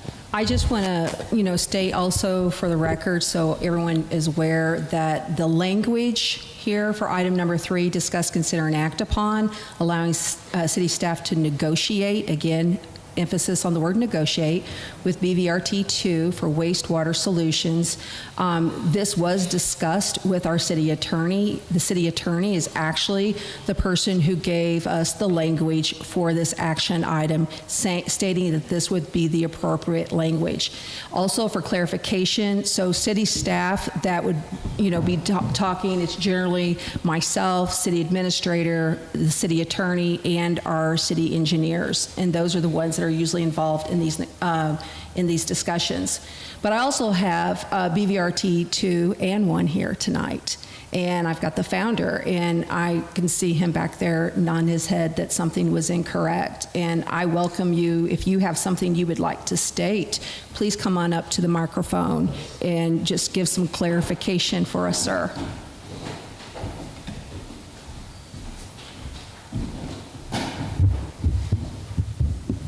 Thank you, Council, Mayor, Manager. My name is Stephen Greenberg. I'm the founder of BVRT Utility Holding Company, which is BVRT 1. We founded the company in 2013. In the 12 years we've been in business, we've invested over $170 million in the local communities with which we work. Small communities that didn't have the resources or the wherewithal to provide wastewater services that I think I had invited you to contact Mayor Bunn from Mustang Ridge, the mayor from the city of Ulen, all say, it's been a great success. It really has. So we've got the experience. I was the founder of one. That company is going really well. So I left to start 2 to serve the Dallas-Fort Worth area. I'm still the founder. I still own a substantial interest in the company, but my job is the building and the growing and bringing the staff to, have the company succeed. It's an incredibly well-run organization.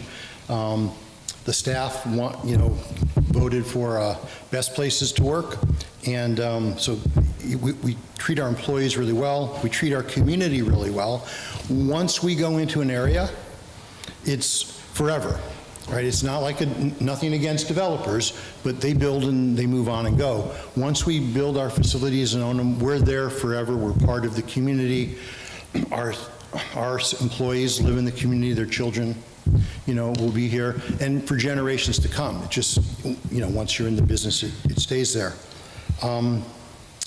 I understand your concerns. I've been a consultant for cities and government and worked on both sides of the table, and they're valid concerns, but give us a chance, and the information, the data, I think you'll come to the conclusion that we're a best cost option. We provide revenue. We provide the ability for the tax base to go. We take on the risk, and we're really good partners to have in your community. That's. Can you address the expansion as we expand as a city and as we grow, and your ability to expand? Because I think that was wrong. So, we have access to billions of dollars of capital, right? And as expansion needs to happen, we invest that capital. The only way regulated utility, investor-owned, makes money is through the investment of capital. So all of the operating expenses, electricity, people, that's all passed through at whatever the cost is. So we want to invest capital. It's in our interest to. when we work with the city, so like the city of Mustang Ridge and the city of Howe, you would retain control because you have home rule regulation over our rates. So you approve what the rates are going to be. Our contract, our franchise agreement indicates that we follow the same practices as the Stephen, Public just a second. Utilities Commission. Can I interrupt you? Can you repeat what you just said about your home rule and the rates? Sure. So the city can exercise its home rule jurisdiction, if it so chooses, over the rates, and then the city sets the rates for the service we would provide within the city We would limits. be able to set the rate? Yes. The city of Sherman sets our rate now. Public Utility Commission guidelines and practices. The city of Sherman sets our rate now.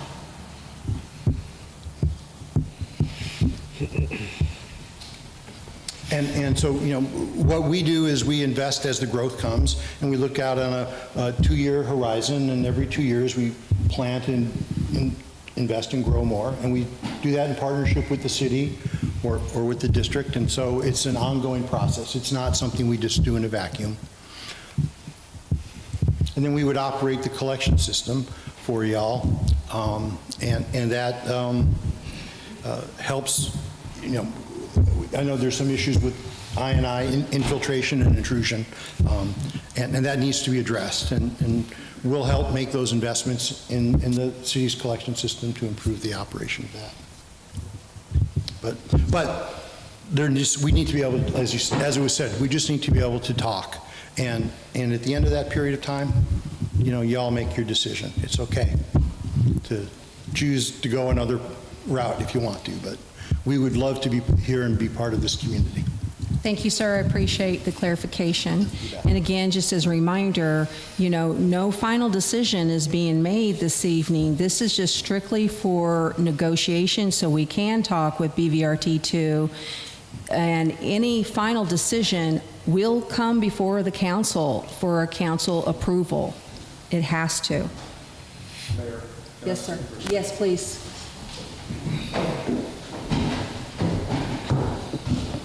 Mayor, Council, I've been in several meetings with these guys. I've asked a lot of questions because of, some of the things Ms. Myrick presented as far as, I think one former city council member posted on her Facebook comment that this would be the same situation that we're in with Sherman.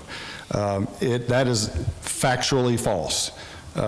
Sherman is not obligated to expand our wastewater treatment by any stretch of the imagination. If we were to tie in with a third party, they are obligated to expand the sewer collection, not only the collections, but also the plant itself. There are a lot of benefits. My biggest concern was rates, and we're still going to, hopefully we are able to have discussions about that, not only with BVRT2, but at some point, I hope we're able to have discussions with others.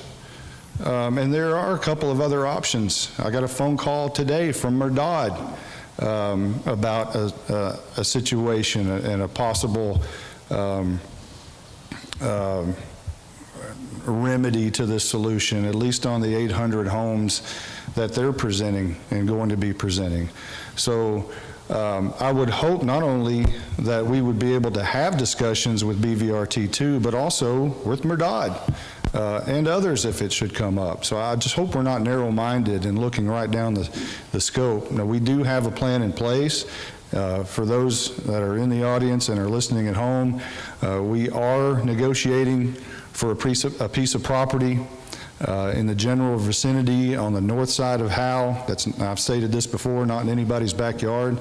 Our plans, as it stands today, is to construct our own wastewater treatment plant. As the mayor indicated, that could take 5 years. When you go through the bond process, we are responsible for TCEQ permitting. We then are responsible for operating it. We then are responsible for the electric bills. It'll be 15, 20 years before we see a profit at all on a wastewater treatment plant that we operate. That's not to say that's not the best option, but we need to have those discussions. So I would hope that we're able to have those discussions with any organization, not just BVRT too. Thank you, sir. Any other council member wish to discuss this item? So from what I gathered in touring their facility in Ulan, Texas, correct me if I'm wrong, but y'all have 13 acres in fence? It was 10. 10. We've all driven past Sherman's water treatment plant. You get out to go watch a movie at MBG's, you can smell it. Their first system that they showed us is probably about the size of this room. And when we first got out of the cars, we were probably about 50 yards from it, and we smelled a trash can. You couldn't smell their system. We were standing directly on top of it with, what's the size of that main that the raw sewage was coming out of? 8 inches? That line that goes in? Yes. No, that's about 12 inch. So a 12-inch main pumping raw sewage. I was literally standing from here to that guardrail from it, could barely smell it. But we were standing on top of their treatment system, having a conversation, and there was no stench. There was none. You could not tell from if I had driven by without them leading us there, I would have never known it was a water treatment plant. You can't tell it from the road. You can't see it. It is very discreet. It's a much smaller footprint than what Sherman has. You might remember our former city administrator made the statement to the news that our drinking water was safe, but he wouldn't drink it. Stephen made a very big impression on me because in their presentation at last month's meeting, there was a still image of him drinking water. I didn't know where it came from because I wasn't there when the picture got taken. So we were standing there on the output side of their treatment facility, and I said, "Hey, was that picture real?" And he said, "Yes." And I said, "Prove it." He disappeared, came back later, had a collection tube with a bottle taped to it, dipped it down into the water, poured it into another bottle. I drank from it. I drank from it. Monty drank from it. Everybody that was there drank from it. I drank from it. That's non-potable water. It is, however, reusable, correct? Is that the term? So they had how many gallon tank was that lavender tank you had? That's a 50,000 gallon.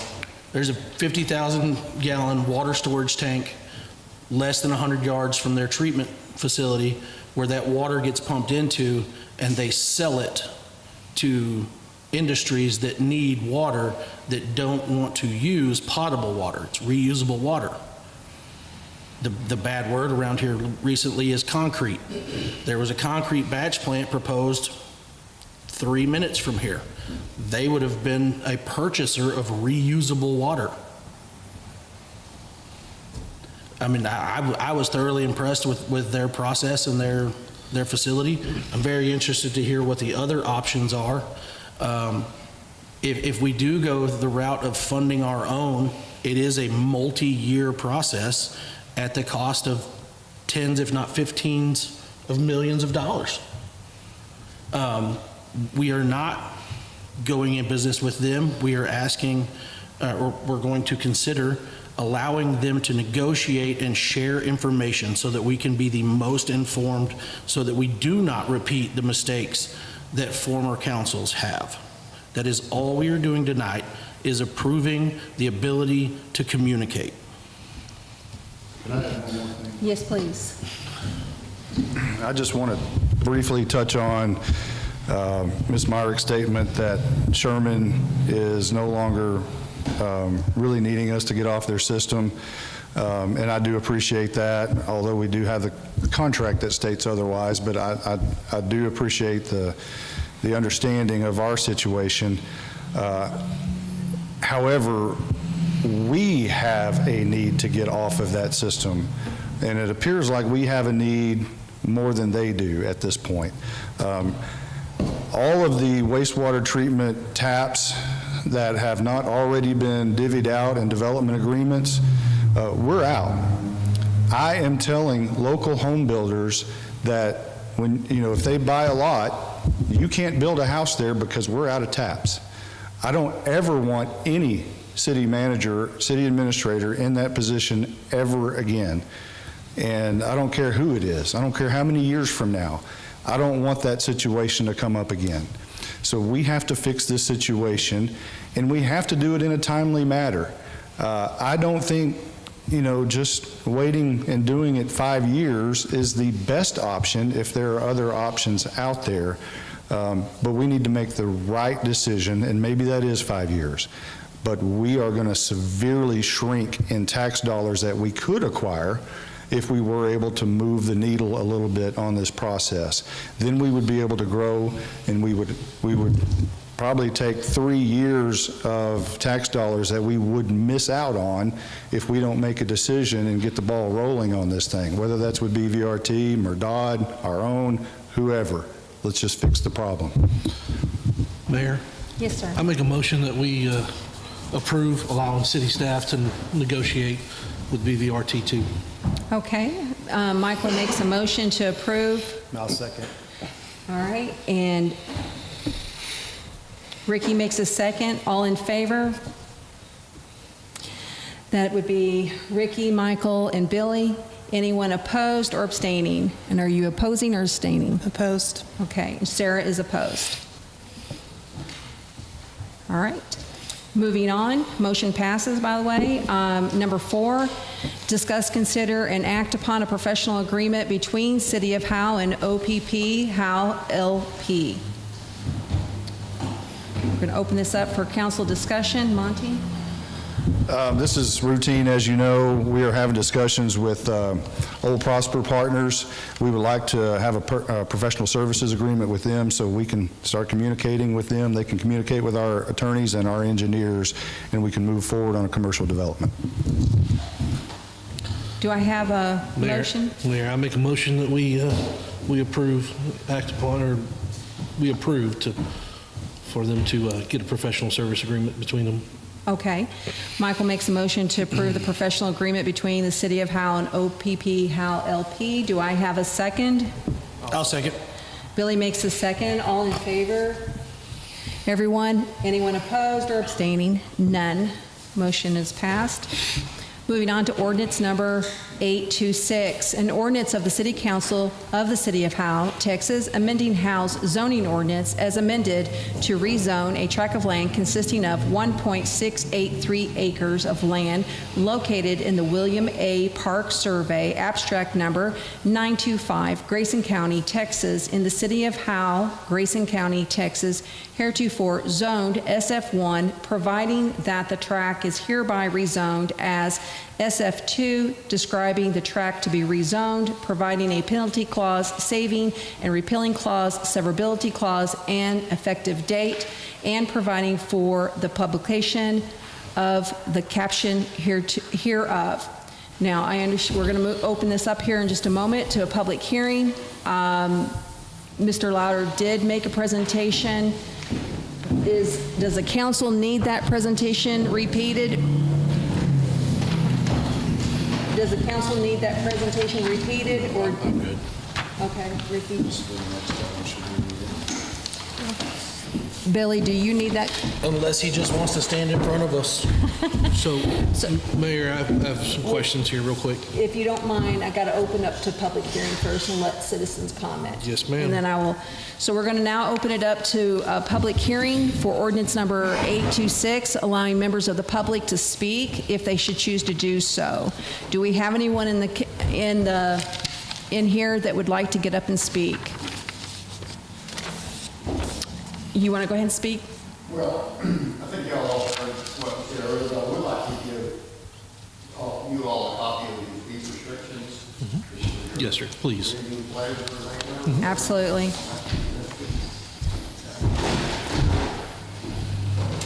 So I'm going to go ahead and close out end our public hearing and return to regular session since we do not have anyone from the public that wishes to speak.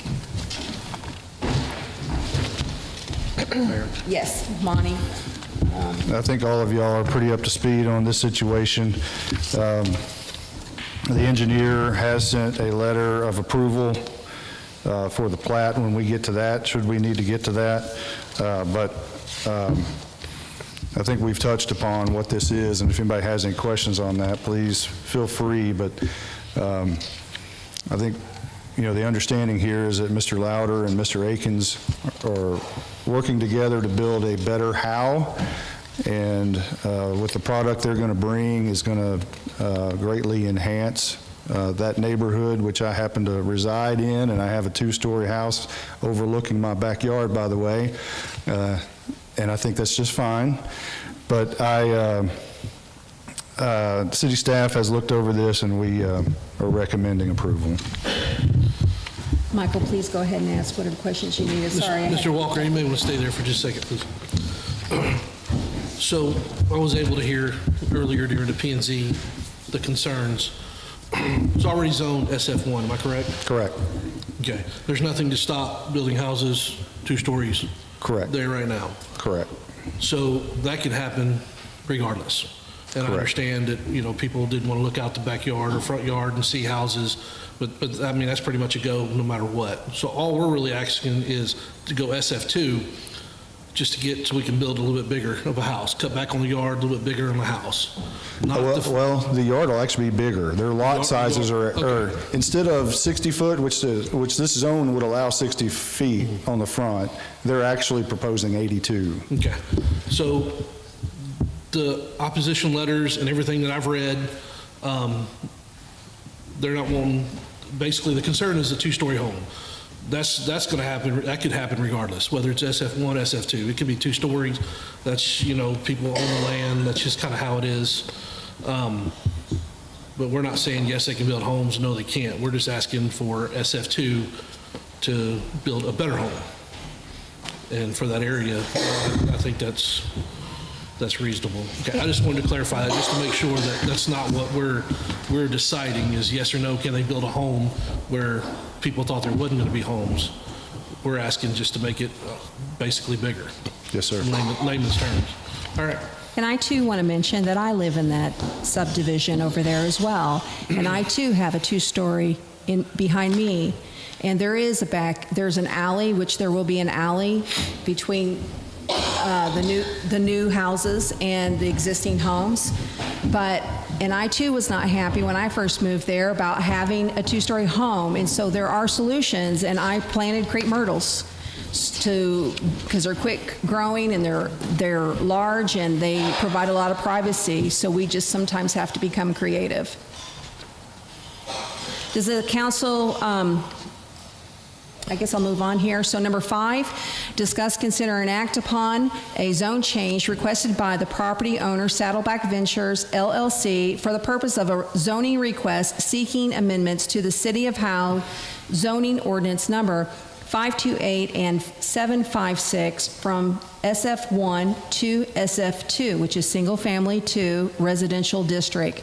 Property description: a tract of land consisting of 1.683 acres of land located in the Wilma A. Park Survey, abstract number 925, Grayson County, Texas, in the City of Howe, Grayson County, Texas. Property ID 130704, Saddleback Ventures LLC, approximate legal acreage 30.06.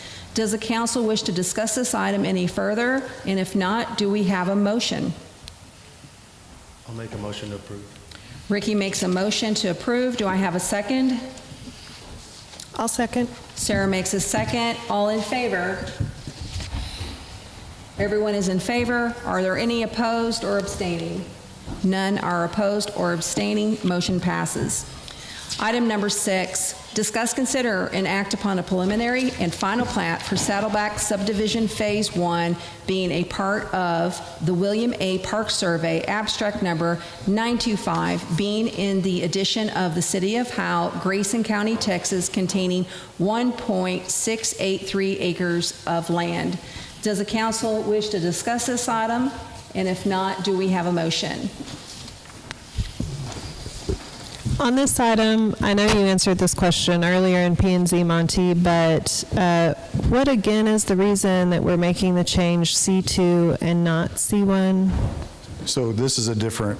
Oh, I'm sorry. This is got ahead of the myself. preliminary and final plat. Yeah. Oh, I'm sorry. Yeah. Okay. I got confused with all of the different order earlier. Any other questions or discussion from the council? If not, do we have a motion? I'll motion to approve. Billy makes a motion I'll to second. approve. Michael makes a second. All in favor? Everyone? Anyone opposed or abstaining? None are opposed or abstaining. Ordinance number 827, an ordinance of the City Council of Howe, an ordinance of the City Council of the City of Howe, Texas, amending Howe's zoning ordinance as amended to rezone a tract of land consisting of 0.09 acres of land located in the W.D. Arnsbriggers Addition, Block 7, Lot PT1, abstract number 5913, Grayson County, Texas, in the city of Howe, Grayson County, Texas, heretofore zoned SF2, providing that the tract is hereby rezoned as C2, describing the tract to be rezoned, providing a penalty clause, saving and repealing clause, severability clause, and an effective date, and providing for the publication of the caption hereof. We do need to open this up now first for a public hearing. Is there anyone from the public that wishes to get up and comment on ordinance number 827? Since we do not have anyone, we will now end this public hearing, and we're going to move on to item number 7. Discuss, consider, and act upon a zone change requested by the property owner, Platinum Property Holdings, LLC, for the purpose of a zoning request seeking amendments to the City of Howe zoning ordinance number 528 and 756 from SF2 to C2, Commercial District 2, a tract of land consisting of 0.09 acres of land located in the W.D. Arnsbriggers Addition, Block 7, Lot PT1, abstract number 5913, Grayson County, Texas, in the city of Howe, Grayson County, Texas. Monty, would you like to just kind of brief the council so they understand this was an item that the P&Z did approve? Correct. Okay. And just to give them clarification, since we have more than one item, of what this item is. So it's been about an hour since I went over this, so we'll do it again. Some years ago,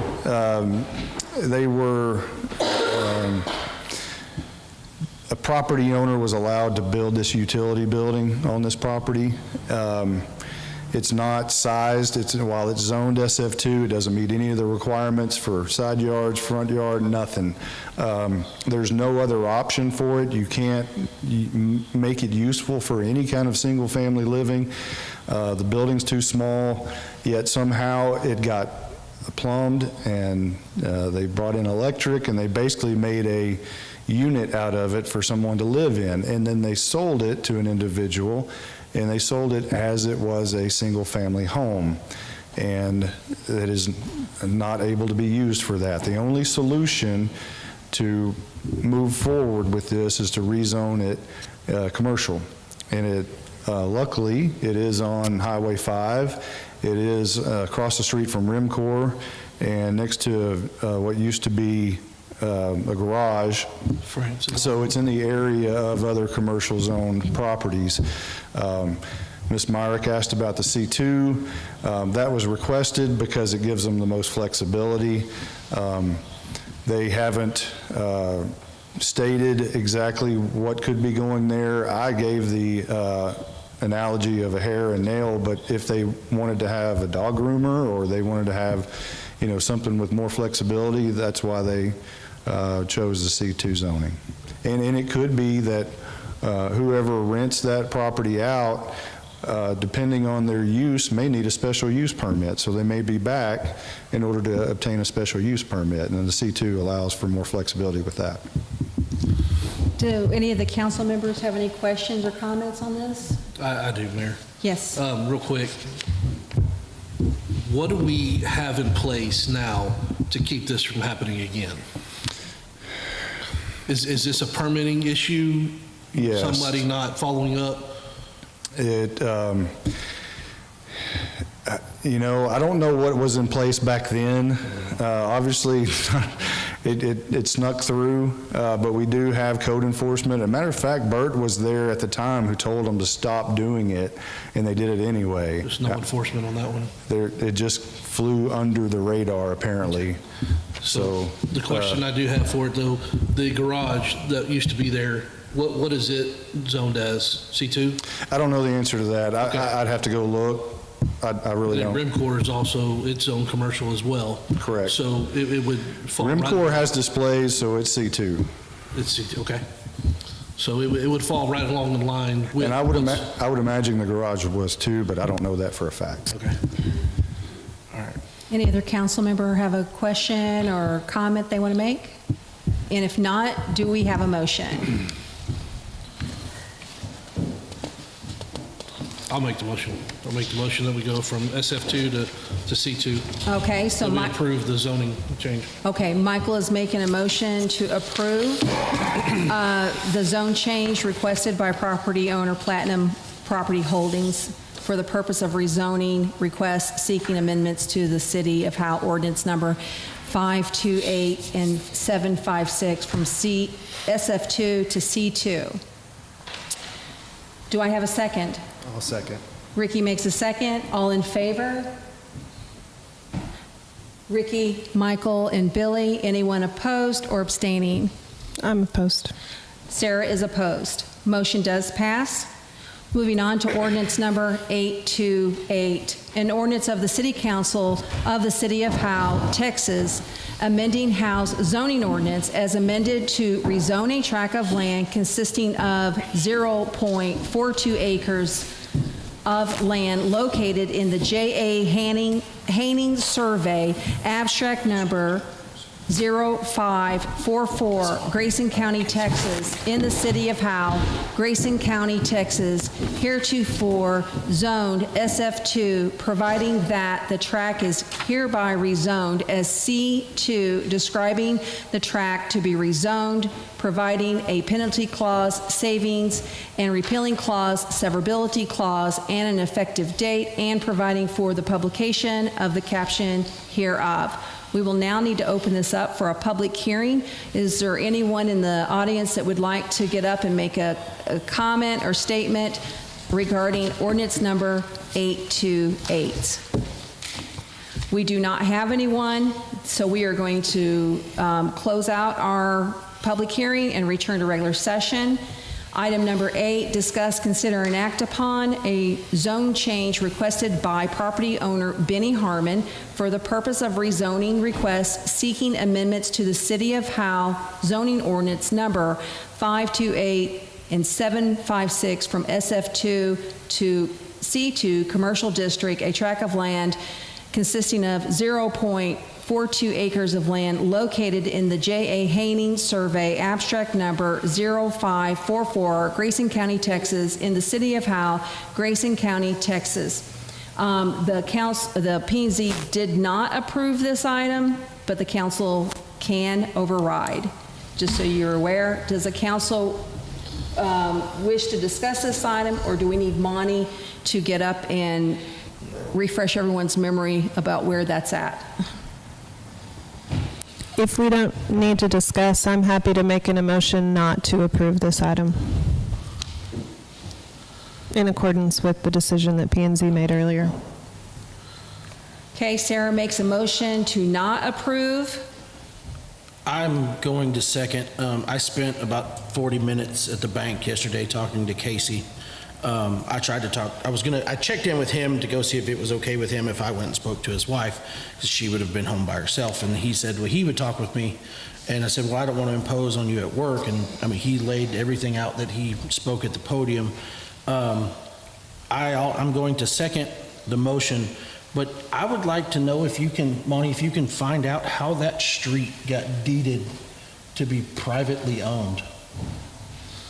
Casey was under the impression that it happened about 10 years ago.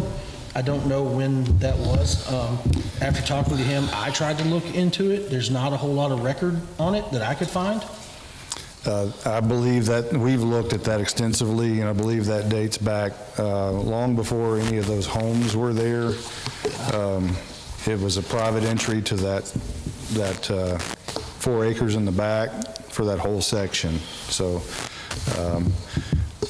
I think about 15 feet of that is actually city street, but the rest of it is just what apparently at one point was an easement.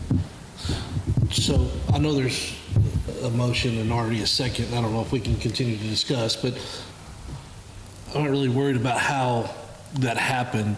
How do we move forward? Is there anything that we can do for them at all? Because according to Mr. Davis, that seemed like a major issue of his, and I can see that more so than us zoning something that's already, the back half is already zoned that way. So the property owner who is trying to rezone this to purchase that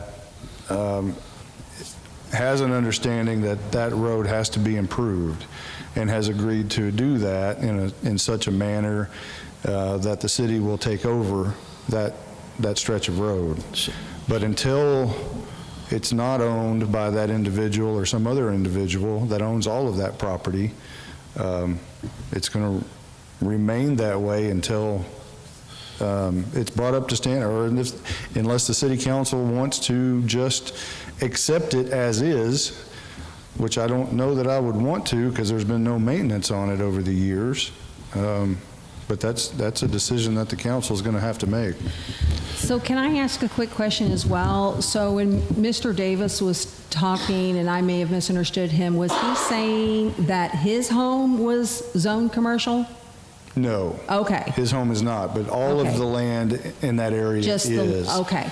Except the homes, yes. Okay.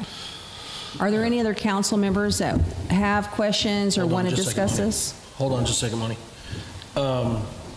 The developer, his last name is Johnson.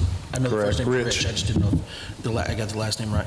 Do you know if he has a recent survey of those 4 acres? Because Casey has his survey, and then what lines up with CAD doesn't exactly jive. So I'm sure the Davises would be a little more at ease if the surveys were put together and they compared, because Casey was worried about where his property line is and how close that development's going to get to his house. And I just didn't know how recent the survey that he had for his 4 acres to where his property actually stops. Well, I'll touch base with him tomorrow and see if we can get a copy of his survey and we can compare. Any other questions or comments from the council? Okay, moving forward, action item number 8. Hang on. Yes, I'm sorry. We have a second. Yes, sir. I was getting ready to move forward with that. Okay. So going back to action item number 8, Sarah has made a motion to not approve the zone change requested by property owner Benny Harmon, and Billy has made a second. All in favor of not approving? Everyone is in favor of not approving. Any opposed or abstaining? We have none that are opposed or abstaining, so the motion does not pass. Item number 9, discuss, consider, and act upon approval of interlocal agreement by and between the City of Howe, Texas and the City of Anna, Texas for purchase and corresponding sale of portion of the selling city's minimum annual volume obligation under the GTUA cities of Melissa, Anna, Van Alstyne, and Howe potable water supply contract. Does the council wish to discuss this item, or do we need Monty to discuss any of these things for you? Is this just the excess water that we're not Yes, going to sir. be using? We can sell back to them, make some money on it that we paid for? Yes, it's actually for us to be able to purchase it. Yeah, for the first time ever, we're actually in a situation where we can purchase, and we'll purchase at a discounted rate, which will keep our MAV lower, our minimum annual volume that we have to meet. If we do not approve this, and we will have our water annual take increase, and we won't get the discounted rate. So it's really a good deal for both cities. Any other discussion or questions from the council? If not, do we have a motion? I make a motion that we approve. Michael makes a motion to approve. Do I have a second? I'll second. Billy makes a second. All in favor? Everyone is in favor. Any opposed or abstaining? None are opposed or abstaining. Resolution 2024-0009, a resolution related to an interlocal agreement between the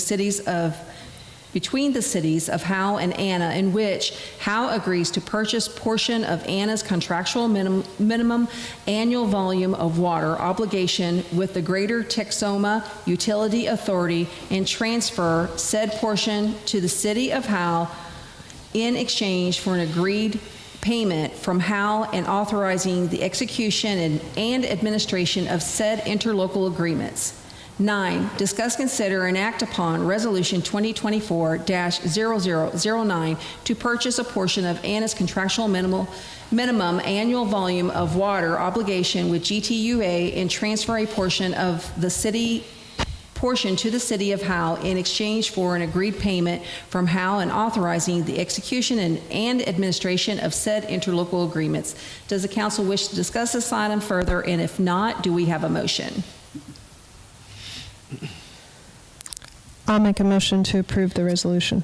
Sarah makes a motion to approve Resolution 2024-0009. Do I have a second? I'll second. Billy makes a second. All in favor? Everyone is in favor. Any opposed or abstaining? None are opposed or abstaining. Motion passes. Number 11, discuss, consider, and act upon preliminary plat for Talbot Estates, 45.487 acres situated in the West Park Abstract Number 925, City of Howe, Texas, Grayson County. And I'm going to let Monty discuss that, and then we'll open it up for council comments and questions. Thank you, Mayor. Again, this is for the Talbot Estates, which is east of the railroad tracks where Duke Street turns into Old Highway 6, right across from the superintendent's house, if you know where that is, on the northern portion of Old Highway 6. We received this preliminary plat recently. They did file all of their paperwork. They did pay their fees. We have some limitations on this that we would like to see done before we approve the final plat, but I think I know we are comfortable in moving forward with this preliminary plat, which allows us to kind of start touching up on some of these things that the engineer has addressed that he would like to see done. This splits our CCN with Luella. A portion of it is ours, a portion of it is Luella. They've got an 8-inch water line not too far from them on Old Highway 6 that they'd like to tap into. Of course, we brought up annexation, and in order to do that, we really need to supply them water. We've explored the option of running an 8-inch water line through Jones Park. We're going to need that at some point anyway. The good news is we have park funds to do a portion of that. But those are on the back end. Those are things that we can talk about between now and the final plat. I did make a mistake earlier. She asked me if we got water to them, whether that would be able to do something. Yeah, the wastewater is the issue there. Okay. So I thought about that, and I thought, I didn't tell her right. So, yeah, no, it doesn't. So, but to sum it up, engineering and city staff is comfortable with moving forward with the preliminary plat, so we can have time to address some of these things. Does the council wish to discuss this item? And if not, do we have a motion? And this was something that the P&Z did approve. Correct. Because in this letter, WSB recommends that the plat be conditionally approved, should we state the motion that way and state the conditions that are in this letter? Yes. Okay. Well, then I make a motion that the city council conditionally approves this preliminary plat as long as the following items are addressed to the satisfaction of city council and staff. Do I need to read those out? No. Okay. as stated in the letter. I'll second. Okay. Sarah makes a motion to conditionally approve, providing these things are addressed in the letter. Michael makes a second. All in favor? Everyone? Anyone abstaining or opposing? I should have said the other first. None have opposed or are abstaining. If there's no further business to come before this council, this meeting stands adjourned at 8:33 p.m. Thank you all and have a good evening.